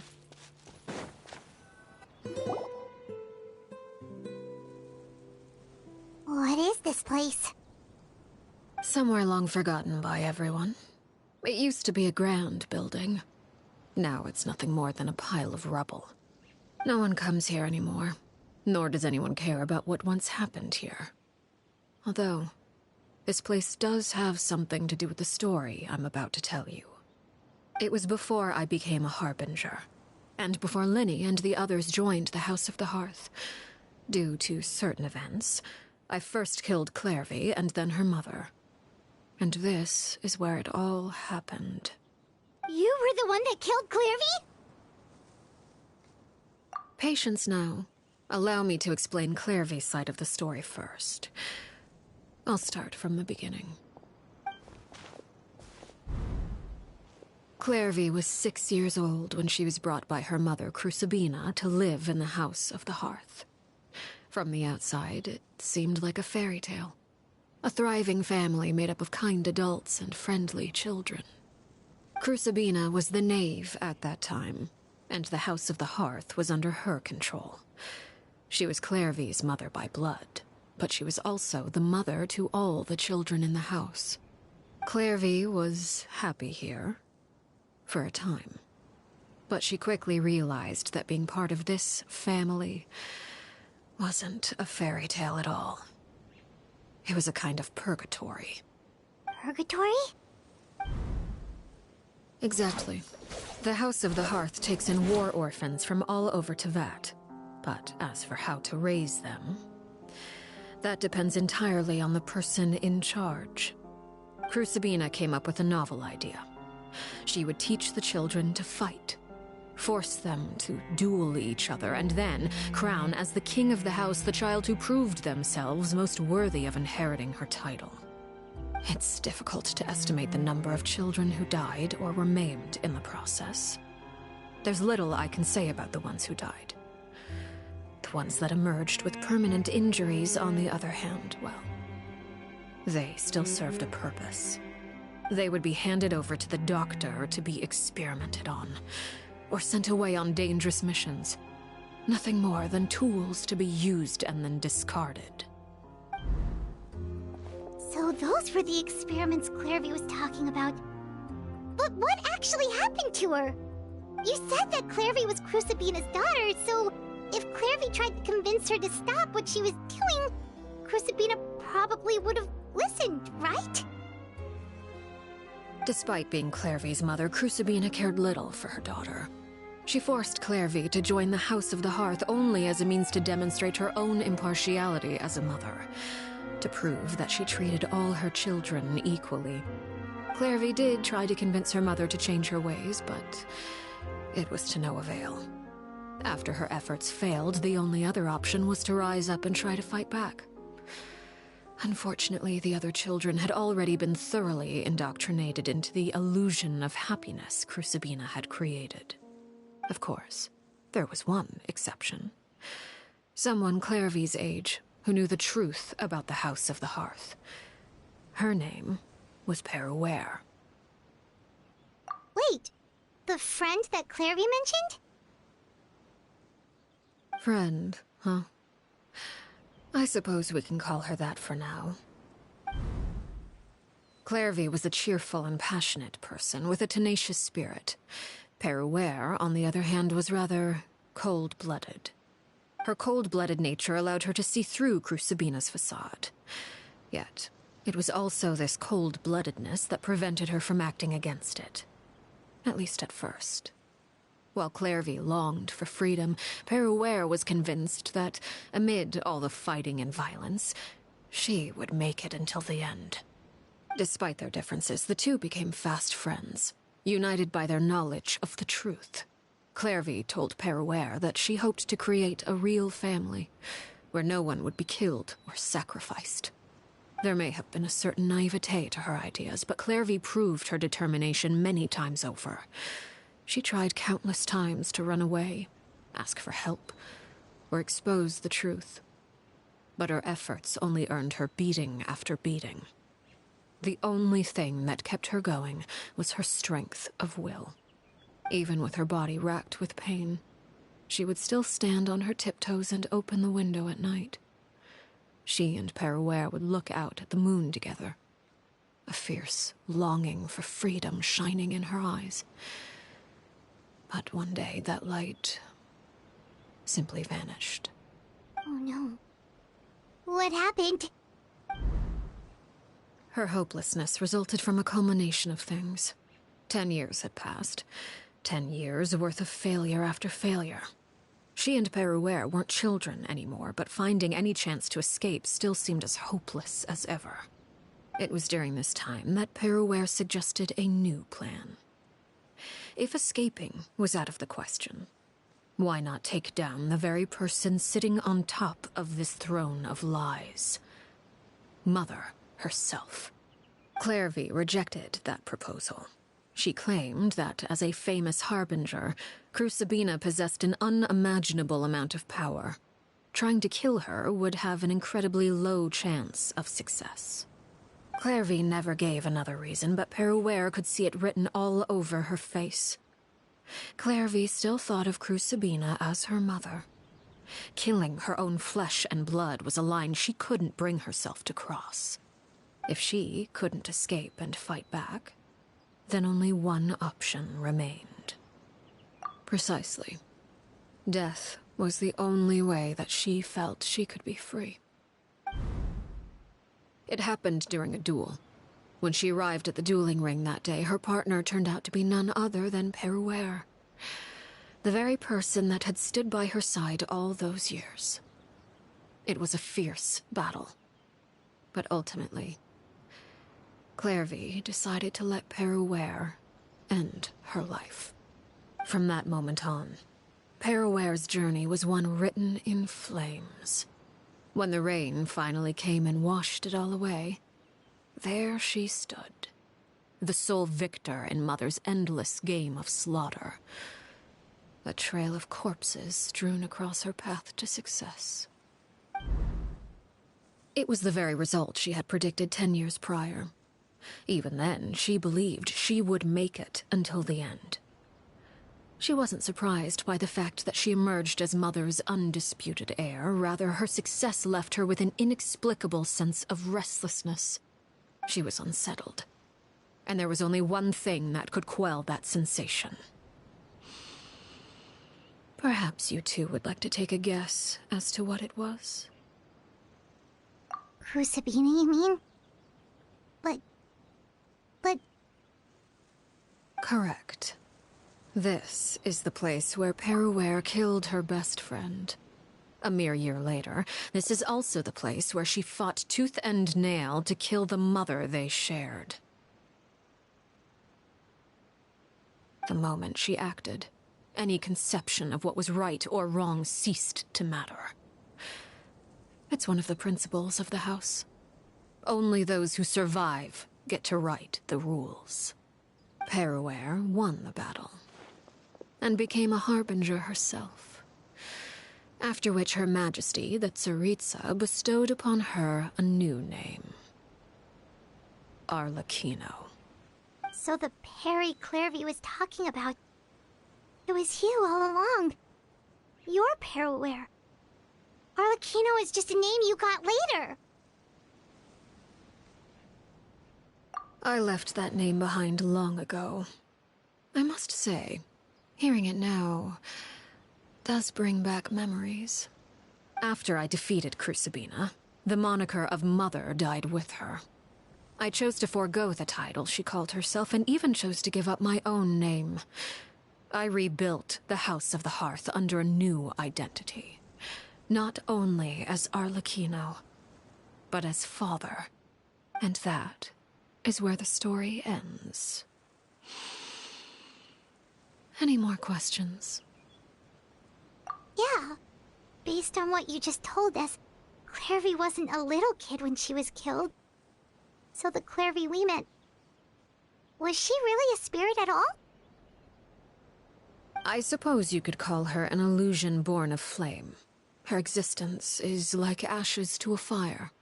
Something left over in the wake of blaze and ruin. You see, a certain power runs through my veins. It's not unlike a curse. My flames leave behind shadows of anything they consume. Of course, the chances of those shadows morphing into a sentient entity are exceedingly slim. Clairvy is a very special case. Clairvy died when she was 16 years old, but what emerged from the flames was her 6-year-old self. Her appearance wasn't the only thing affected. Most of her memories were lost to the blaze as well. Memory is a mysterious thing indeed. Losing a portion of your memories will alter your sense of self. Lose 10 years' worth, however, and it would be like living in the past. Like returning to a version of yourself that never grew up. No wonder Paimon got such a weird feeling when we were talking to her. Perhaps I should put it this way. Clairvy is someone trapped in time. It may seem like she exists with us in the present, but she truly lives in the confines of her own past. So if all of that is true, then you must have known about Clairvy for a long time. Indeed. She's a rather volatile and unstable entity. Sometimes she would look after the children. She's even saved some of their lives. But other times, she would hide from me and become obsessed with revealing the truth about the house to anyone who will listen. Shadows don't have the capacity to learn or grow. Any new information they encounter is quickly forgotten over time. Your attempts to expose Clairvy to sunlight, they failed, yes? The reason is actually quite simple. In Clairvy's mind, the house is impossible to escape, and it is this very perception that traps her there. But no matter. All I have to do is kill her again, and all will be resolved. I don't anticipate so much as a single speck of ash will be left behind this time. Wait! Paimon can understand why you might want her gone, but isn't there another way? So what if she's trapped in her 6-year-old self? She's still your friend! At least talk to her first! It's too late for that. She broke the rules, and now she must be punished. That goes for Filial and Nantoy as well. She's had quite the effect on them. I hope you understand the difference between Crucibina and myself lies in our formulation of the rules, not our policy for enforcing them. Upholding the rules without question is a trait we both share, because that is how a household should be run. Is this really what you want to do? Whatever could you mean? Don't you want to say a proper goodbye at least? Whether as a killer or as a father, there are two things that must be avoided at all costs: anger and sorrow. Anger makes you impulsive. Sorrow causes you to waver.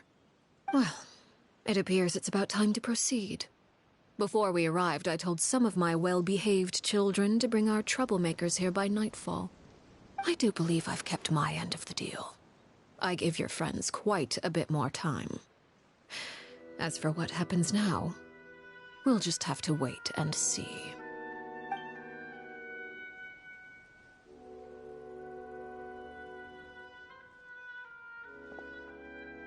Here they are, Father. You gonna execute him? Seeing something like that would actually be a first for me. Lenny! I'm sorry. I heard about how you helped buy us more time. But I still failed. I couldn't find a way to fulfill her wish. Huh? Are you... Perry? Indeed, it's been a while, Clairvy. Perry! Shh, stay right there. I'm sorry to postpone our reunion, but first I believe certain scores need settling.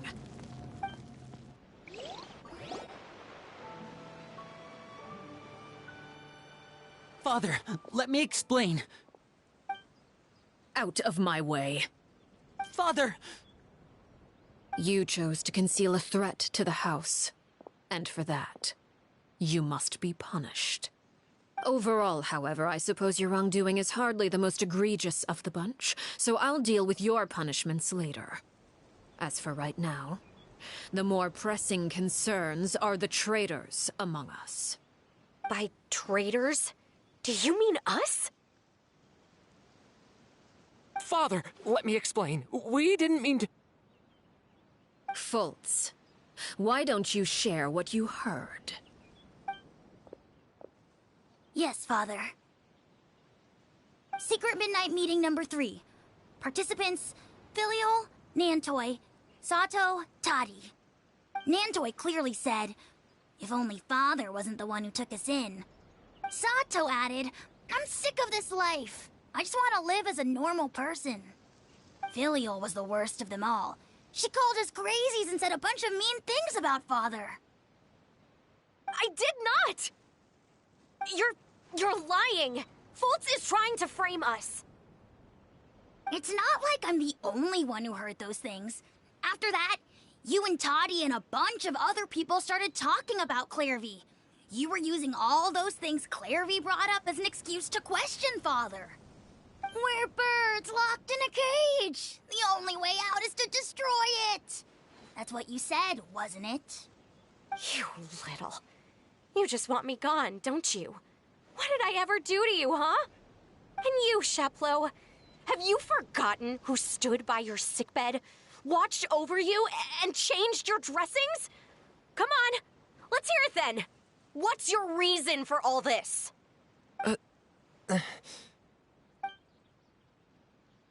You're wrong, Filial. We don't want you to die. You're our family. Liar. You wouldn't be doing this if that were the case. So why? Why have you backed us into a corner? We all live in the House of the Hearth. You know the type of work we do, Filial.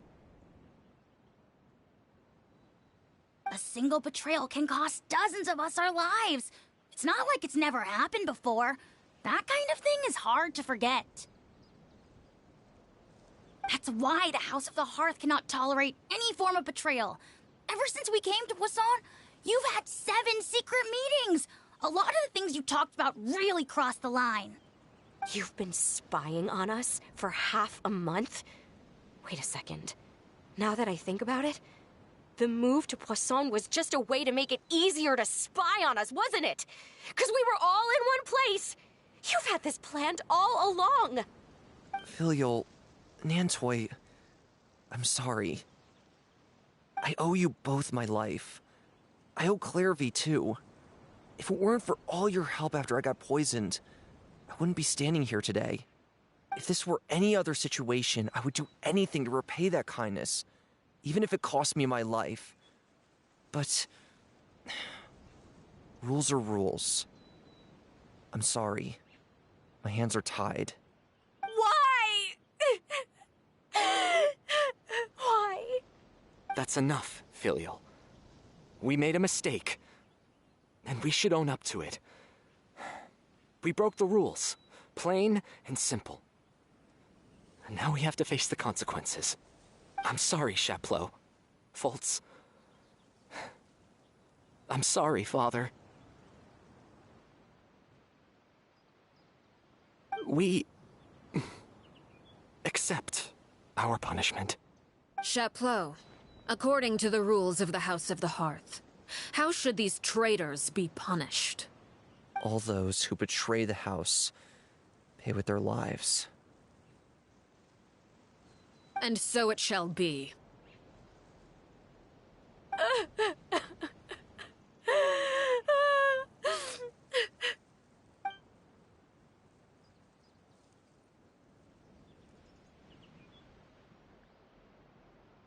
Father, please wait! Something you want to say, Linny? Please reconsider, Father. What Filial and the others did, does it really count as betrayal?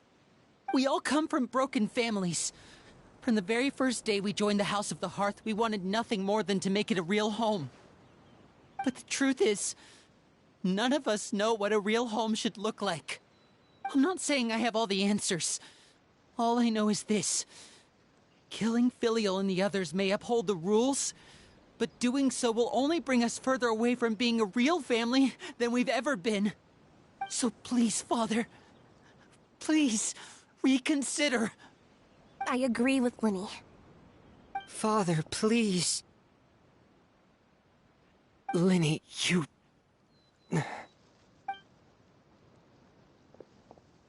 I also agree with Linny.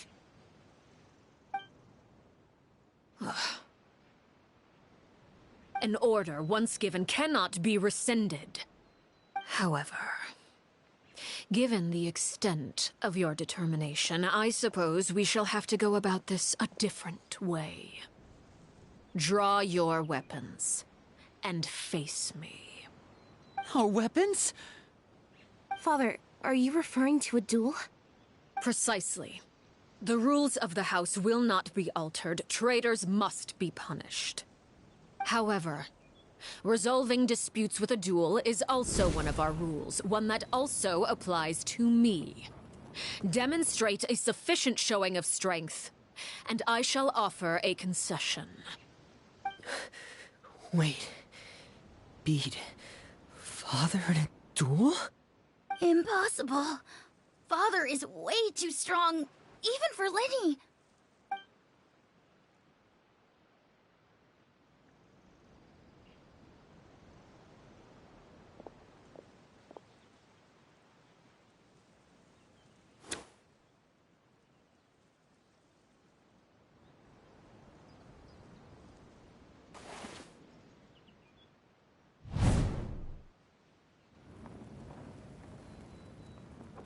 Did you hear that, Traveler? Lynn and the others have to duel the knave. What should we do? Can they really win something like that? If they lose, those people from the house are really gonna be executed. Hey, are you listening?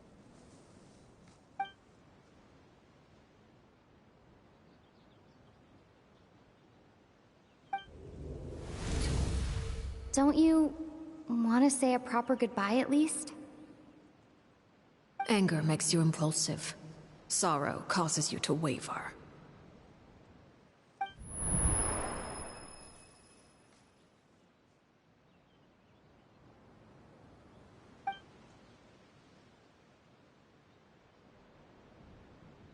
Oh, looking at that expression on her face, she seems really serious about this. Guess that means there's no chance she's throwing the duel on purpose, huh?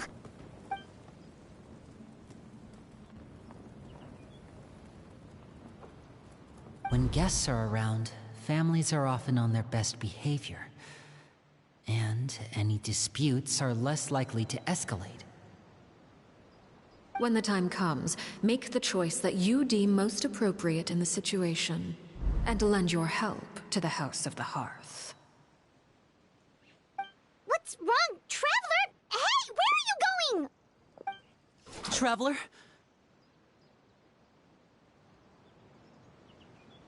You're asking to join the duel against the knave? I'll allow it. We do have a ready-made dueling ring at our disposal, after all. All I would advise is this. Keep a firm grasp on your weapon, and give it your all. Any less, and you may just lose your life.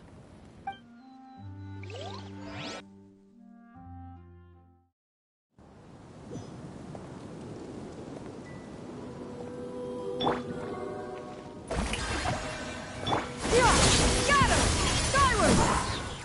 Is it my turn now? One shall not back down! Attack! Time to show. Now your chance! Is it my turn now? Now that's more like it. Coming at you! Closer now. Watch out! Spare your energy. Running is of little use. Hey there! Countdown. Are you alright? Have a taste of her.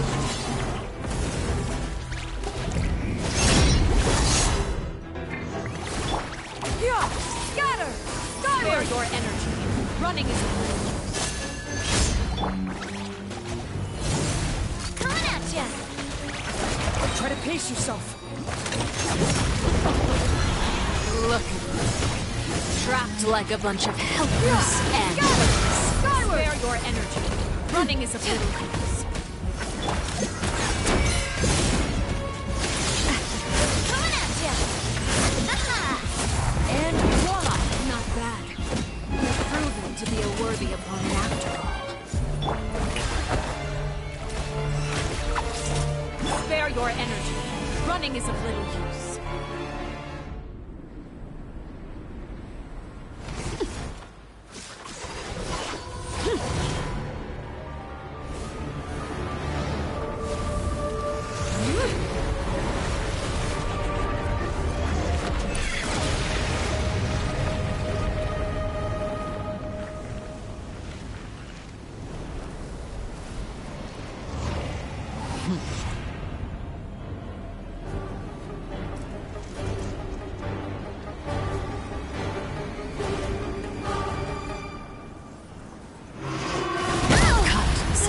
I'm fine. My blade is all that remains. The show begins. Watch out for Father's movements. Look out!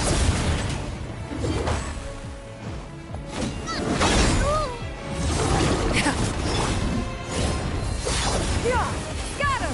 Skyward! Drag clouds converge! Now's our chance. Over here. Your punishment made manifest. Stop that! A proper send-off from the Stina with love. Scatter! Watch out for Father's movements. Look out! The sun and moon have set. Only ruin remains. Yeah! Scatter! All hope is extinguished. Coming at you! Haha! Hey there! Now's our chance. Over here! Only the beginning. Skyward!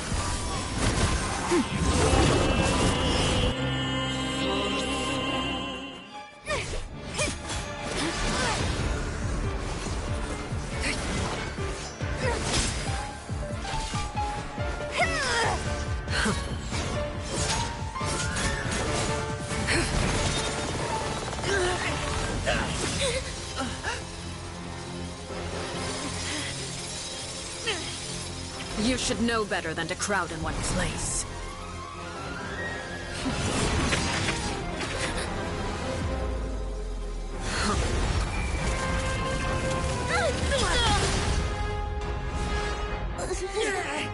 Oh, I know. Now! I'm sorry, Father!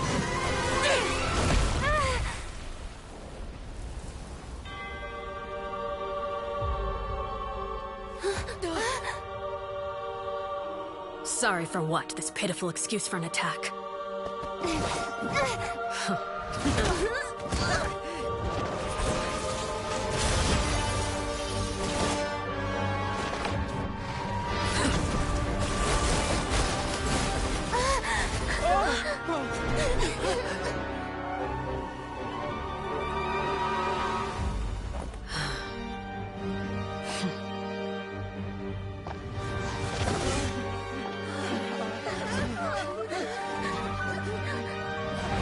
Father, no!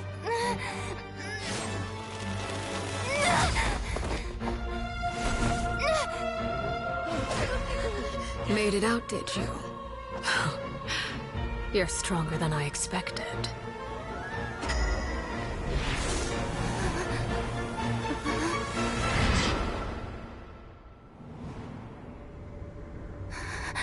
A crimson moon.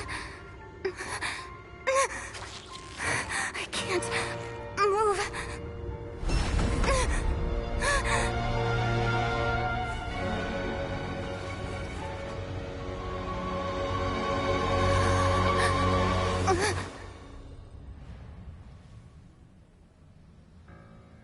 Still, not strong enough to beat me.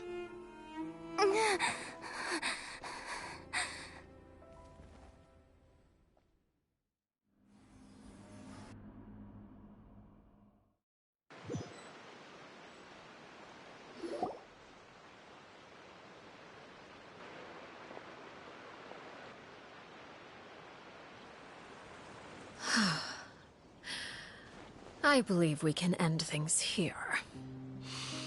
It's not often that we get to enjoy the company of guests, after all. We wouldn't want things to get too out of hand. Brother, are you alright? Lenny! Given that I am the victor of this duel, as agreed, the punishment stands. No! I never thought things would end like this. However, everyone involved in the duel demonstrated a remarkable level of strength and determination. In light of this, I'm prepared to change the method of execution. Elwar, the bottled flames I gave you for safekeeping. Do you still have them? Yes? I wasn't sure what they were for, but I've kept them super safe. I didn't lose a single one. Wonderful. Then, in just a moment, I'll have you administer them. Bottled flames? Indeed. They're the product of a secret experiment. Under certain special circumstances, flames can be extracted from my person and preserved. Once ingested, searing pain will spread across every inch of your body. No harm will come to you physically, but your memories will be burned away. If you can withstand the pain. When you awake, you'll have forgotten everything you know about the House of the Hearth, and will be expelled from the organization. In other words, administering this concoction will kill the version of you that grew up in the house, and give you a new identity.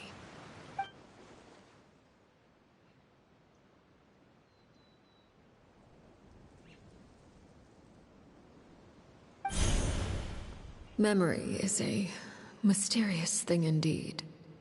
Losing a portion of your memories will alter your sense of self.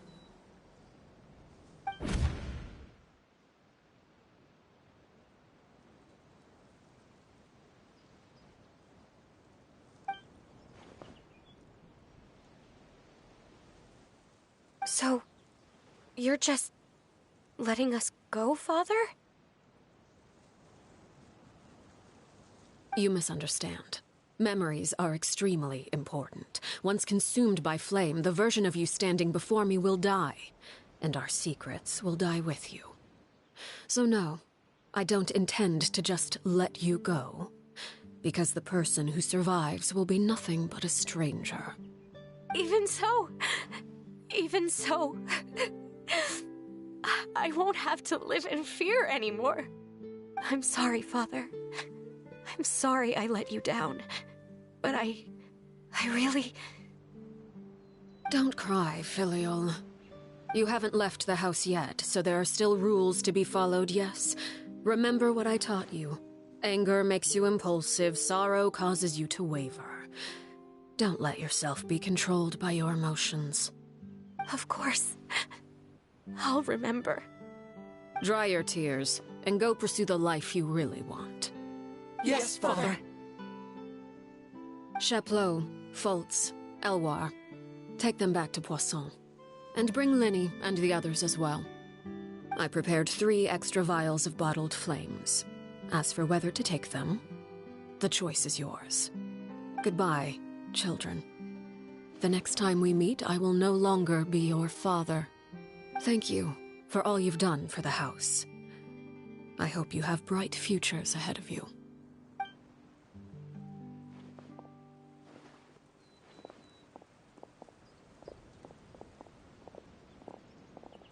Father.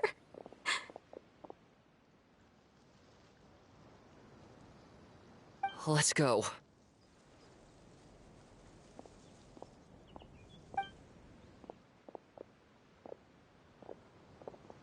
Here, Grab my arm, Linny. I'll help you walk back. Thank you.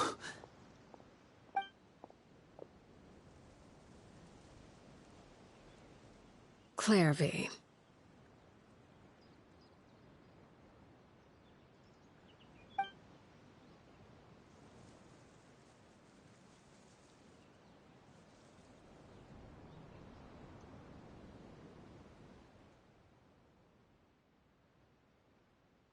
Can we talk now?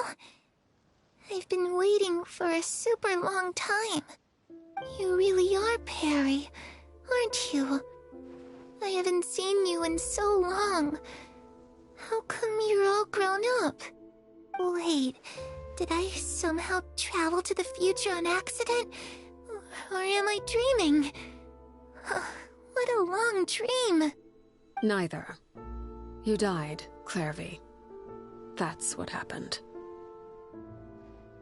You could have at least sugarcoated it a little. Look, she's done speechless.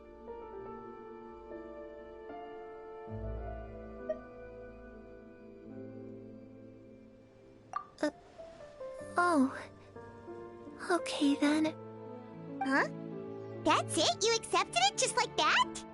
Yep. If that's what Perry says happened, then I believe her. Perry wouldn't lie to me. Plus, I don't really need to know why I'm like this. I'm more curious about what happens in the future. If you're a harbinger now, Perry, that means Mother is gone, isn't she? Can you tell me about it? I want to know what happened to her. And to me. You never stopped trying to defy fate. At first, no one believed you. You could only vent your frustrations to the moon. In fact, you often sought comfort in the night sky. You wanted to see the aurora, so one night we promised each other we would go to Snezhnaya to see it together. Later on, you tried to run away, but you were brought back each time. Mother spared your life, but it wasn't out of kindness. Instead, she decided to make an example of you by slowly torturing you over time. That way, the other children would know what happens to traitors. Still, you never gave up. Mother hoped that through ruthless duel after ruthless duel, she would be able to crown an ultimate victor among the children she raised. But you called on everyone to unite, to fight to a draw in order to reduce casualties. Your efforts may have only delayed the inevitable, but still. You gave them hope. You tried everything you could think of, but every attempt ended in failure. Still, you never turned your sword on Crucibina, and you never turned it on me. On that gloomy day, you told me, "For the last 16 years of my life, I've done everything I can to fight for freedom. But now, I realize that the only freedom I truly possess is the freedom to choose to die." I never imagined I would say something like that. I must have been feeling really worn down. But somehow, I still think I understand. According to Mother's plan, only one of us was going to make it until the end. And I always hoped that person would be you. If I could do it all over again, I still don't think I would make a different choice. Even when I first met you, I knew you'd be able to do what I couldn't. Is that so? Even now, I'm not sure I truly understand what kind of freedom you were trying to pursue. But as the head of the House of the Hearth, and as the children's father, I've tried to give them the most basic of freedoms. The freedom to choose their own fate.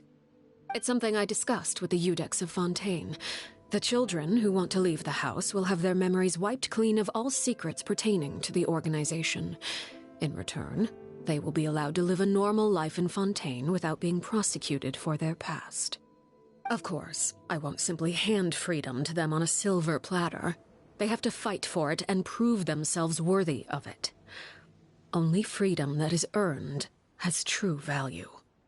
That's more than enough. That's exactly the kind of life I was fighting for. You know, Perry, I think you're a pretty amazing king, and a really great father, too. I'm really happy that you're the one who took over the house. I guess I do have one regret, though. I still haven't seen the outside world. Well, it just so happens that our dear guests over here have been to many nations and traveled to countless places. Perhaps they would be willing to tell you what the outside world is like. Really? Of course! We've traveled all over the place. We've got so many stories, we could probably talk your ears off for 3 days straight!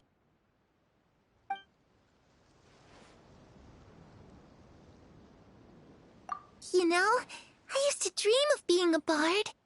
Playing the lute while singing into the winds of freedom.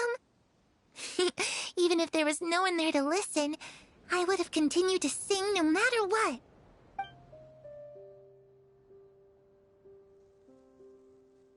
Ah, that's where Mora comes from. I never knew that before. If I had some Mora, I would buy 3 new dresses. One for me, one for Perry, and one for Mother. It's just too bad Perry doesn't like wearing dresses. And Mother, well, she probably wouldn't accept something like that either. I guess I'd just have to keep them all for me then. I could wear a different one every day. Those yokai you mentioned, what do they look like? I once saw a drawing of this one guy with horns on his head and a super scary face. Are there any yokai like that? Oh, sounds like you're talking about an Oni. Yep, we've met one, and let Paimon tell you, they're not nearly as scary as they look.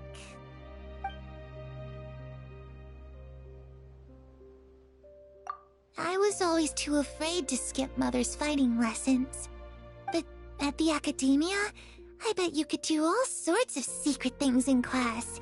Things that have nothing to do with studying. I'm just kidding.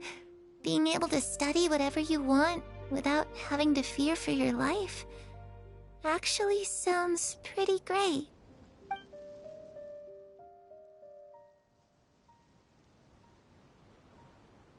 The situation was super dangerous. Lenny and Lynette were accused of committing a crime, and they were going to have to stand trial at the Opera Epicles. Oh no, that must have been hard for all of you. What happened next? Don't worry, we were able to turn the situation around super quickly, all thanks to Detective Paimon, of course. How'd you do that? Come on, tell me. Okay, so it was like this. After the failed magic show, we rushed to the scene and...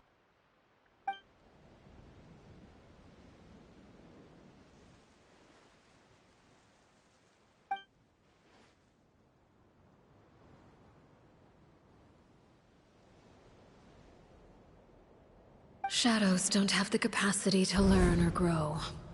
Any new information they encounter is quickly forgotten over time.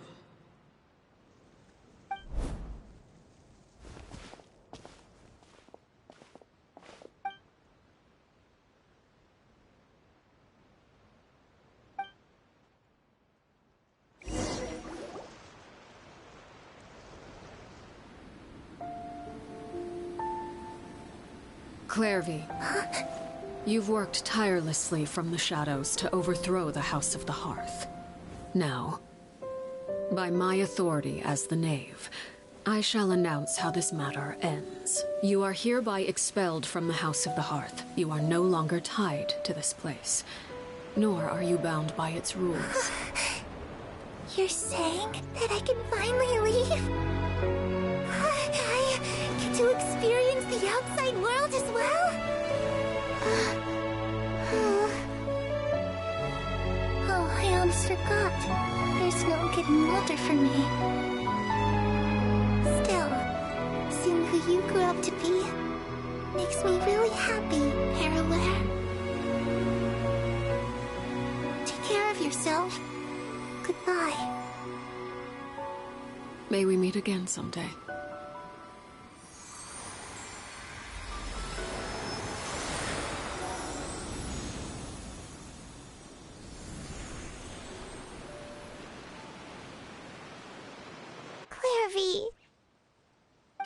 so soon. Paimon didn't even get to finish her story. I also have certain sentiments left unsaid. I wanted to tell her that the aurora I saw in Snezhnaya was just as beautiful as the ones in the pictures. But a shadow's memories reset at dawn. Had we delayed any longer, we wouldn't have had the time to say goodbye. Whatever regrets may linger, let them be lost to the coming of a new day. Father? It's Linny! Hey, Linny!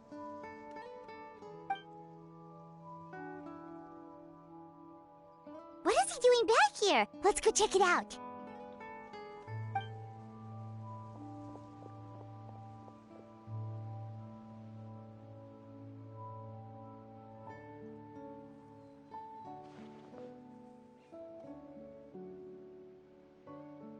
Father, the bottled flames have been administered. Filial and the others have left the house. And you? What have you decided? Thank you for giving us that choice, Father. But we never wanted to leave the house. It's the only home we've ever known. Lynette and Fremine feel the same way. They're recuperating back at the Hotel Bouffe d'Été. But I decided to come back and tell you where we stood. I'm sure you're well aware of the expectations I have for you. I want you to follow in my footsteps and become the next king of the house. Yet you seem to have different ideas. I must admit, I'm rather surprised by your decision to stay. There's nothing wrong with choosing to live a quiet life. Leading this organization is a heavy responsibility, one not so easily carried by someone forced onto the throne. I just never understood what you saw in me. What made you believe I was deserving of that throne? You're brave, talented, and, most importantly, you cherish your family. You would do anything to protect them, even if it costs you your life.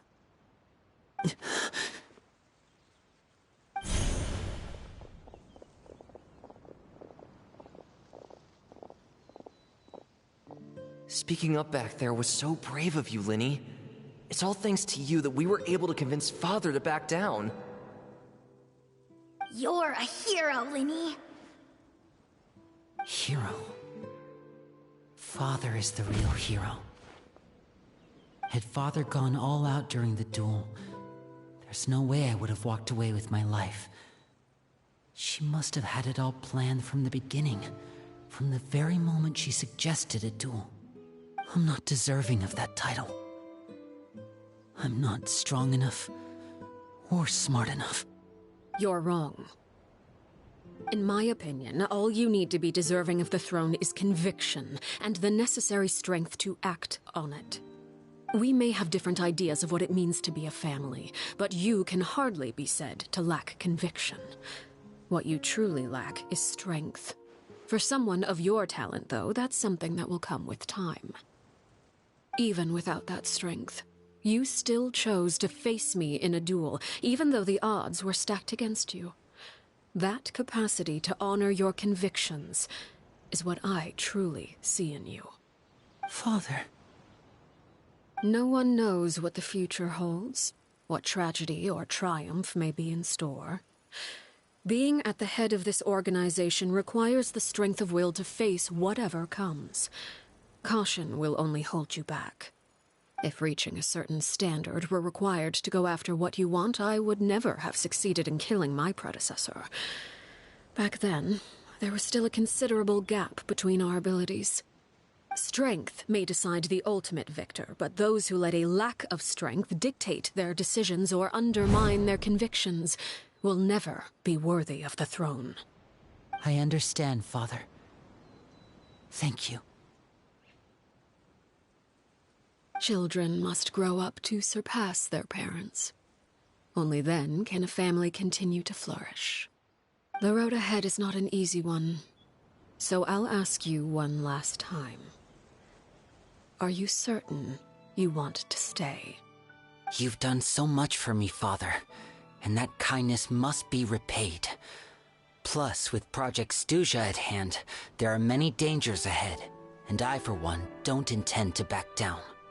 Protecting my family at all costs. That's my conviction. Then you're welcome to stay. As for Project Stuja, you need not be too concerned. If those cowardly businessmen and heartless dignitaries try to take us down, I'm prepared to teach them a lesson. Having members who longed for the light was our organization's last weakness. With those members no longer among our ranks, the House of the Hearth is like a spider hiding in the shadows. We need only wait for our prey to come to us. At present, our imperative is to use their plan to our advantage. In doing so, a crimson moon shall rise amid the frigid blizzards of winter. No demonstration of loyalty shall go unrewarded, and no sacrifice shall be in vain. As for the two of you, whether we meet again as friend or foe, I'll remember the camaraderie we shared in this moment. No matter how arduous the journey ahead, I hope we both reach our desired destination.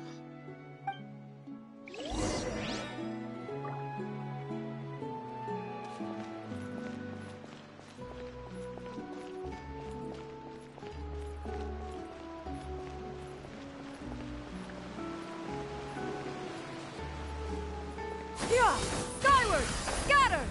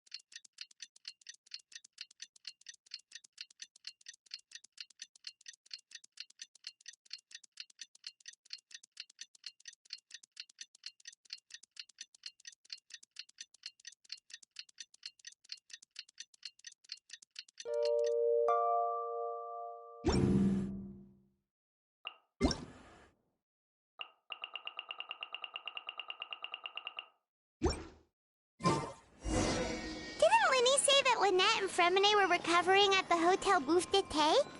Oh, Paimon wonders how they're doing. Maybe we should go check on them.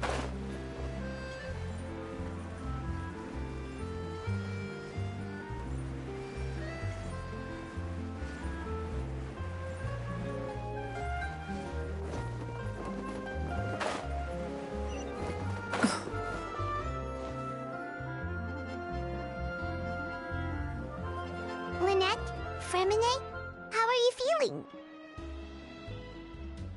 Much better. Whew, what a relief! What about you? Are you feeling alright? I knew you'd come out unscathed. Us, on the other hand, well, we've been bedridden for 2 days. I couldn't even turn over. Oh, and I wanted to ask, is Claire V... gone? Linny and the other members have left Poisson and returned to the House of the Hearth. According to him, there haven't been any more sightings of a spirit roaming the house.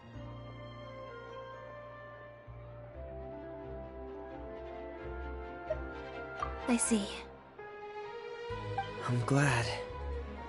Father came to check up on us 2 days ago and told us about what happened with Crusabina and Clairvy. Actually, I've met Crusabina before.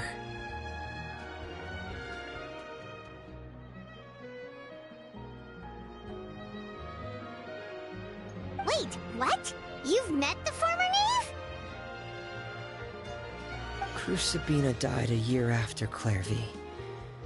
It was during the year between their deaths that I joined the House of the Hearth. Crucibina had an extremely cruel and radical way of doing things. While she was alive, the atmosphere in the house was suffocating. When I joined, though, the experiment she valued so much had already come to an end, and all the people involved, dead and injured alike, were gone. Crucibina never talked about the past with us newcomers. A couple of months after I joined, Father killed Crucibina and burned all her files. With that, the names of all the people subjected to her experiments, Clairvy included, were lost to the flames, along with the painful memories they represented. Father took in Lenny and me a couple months after that, but she never mentioned anything about Crucibina or Clairvy. It really seems like something she was planning to keep to herself. The last time you talked to her, did she mention why she kept it a secret for so long? She said she didn't want us to be affected by the darkness of the past. She was worried we'd develop a false sense of gratitude towards her if we knew about it. The foundation of a family should be free of any corrupting influence. Whatever happened in the past, it has nothing to do with who we are now. And that's what Father told us in the end. But I still thanked her for everything. It was only after hearing about what Crucibina did that I finally realized how insignificant our lives could have been. The members of the house meant nothing to her. To say that she valued them in any way, even just as a tool, would probably be giving her too much credit. If Father hadn't taken over the House of the Hearth, I probably would have already... Father rarely brings up the fact that she saved us. She doesn't believe that being indebted to her should be what ties us together. But even if we didn't owe her anything, we would still choose to stay. Because this is our home.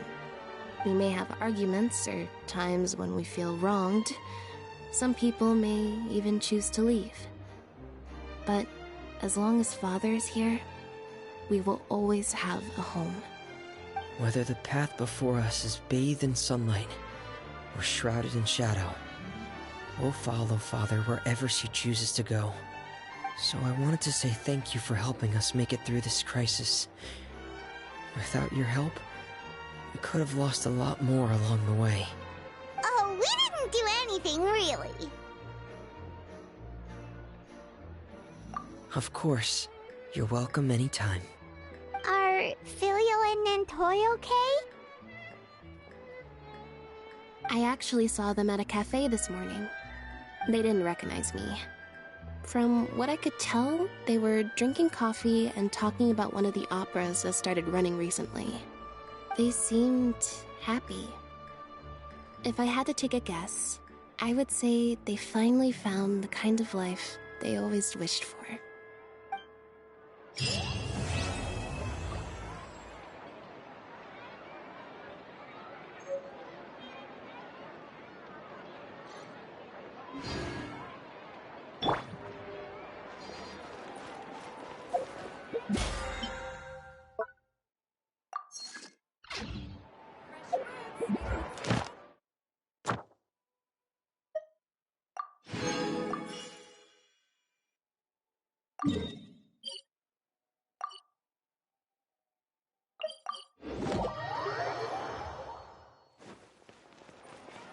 Ad Astra Abyssosk. Thank you for completing today's commissions. Here is your reward.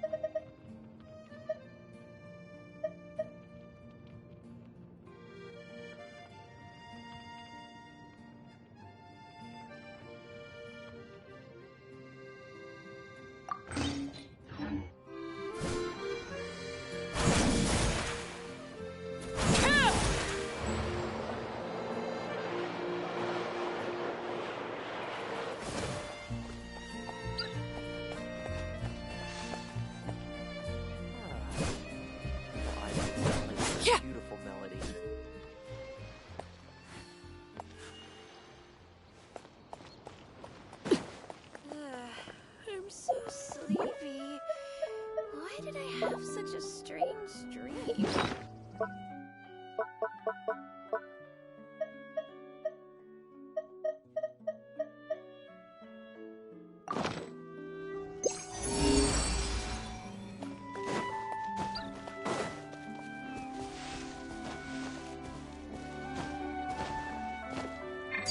Overruled! Yeah! Scatter! Skyward!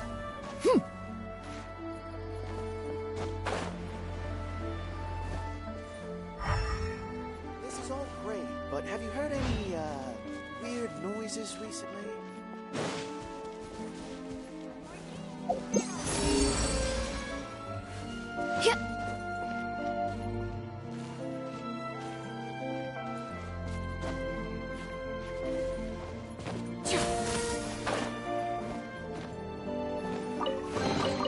Perhaps one should invent some form of curial discernment mechanism.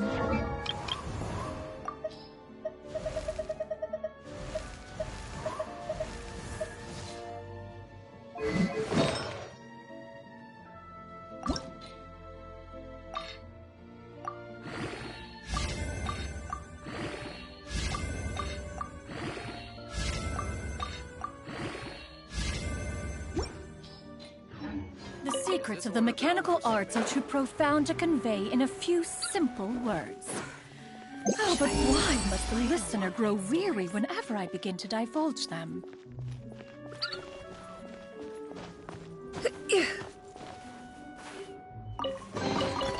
These could be salvaged for parts.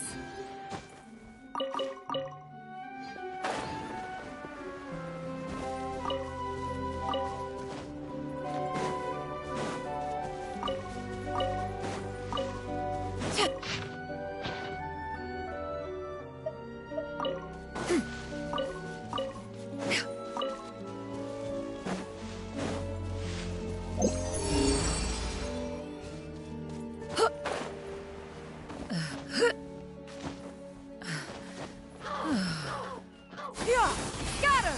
Skyward! These could be salvaged for parts.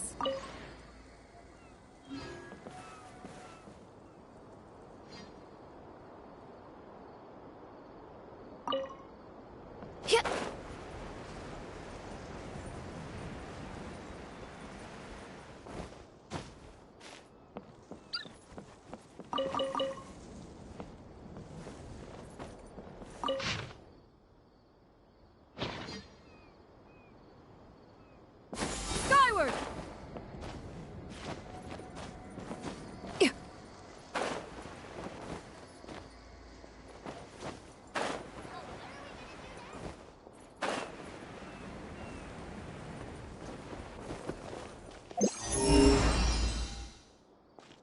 This is all great, but have you heard any,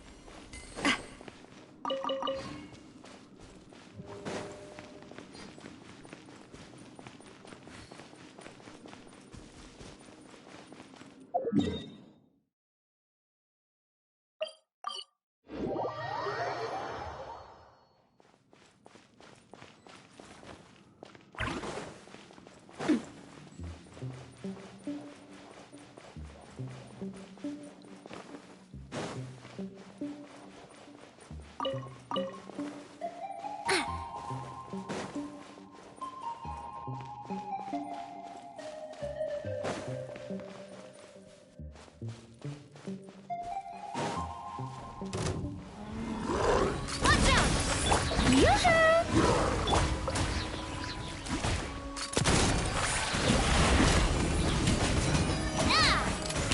ya!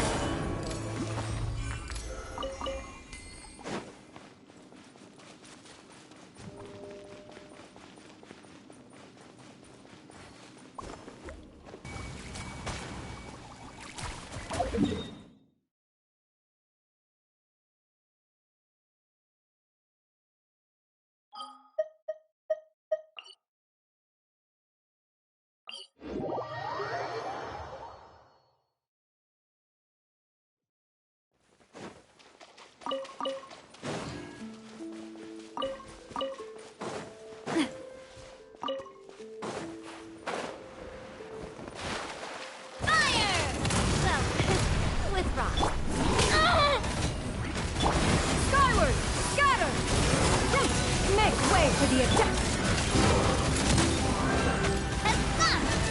This one's got your name on it!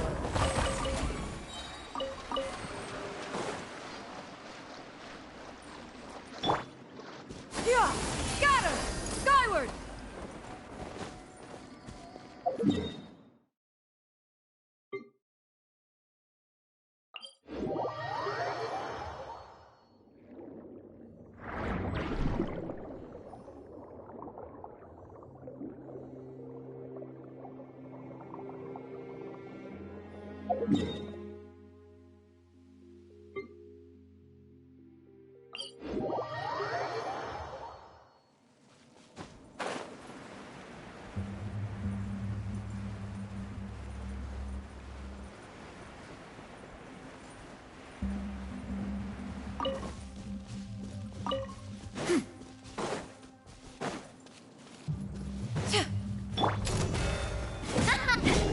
Watch out!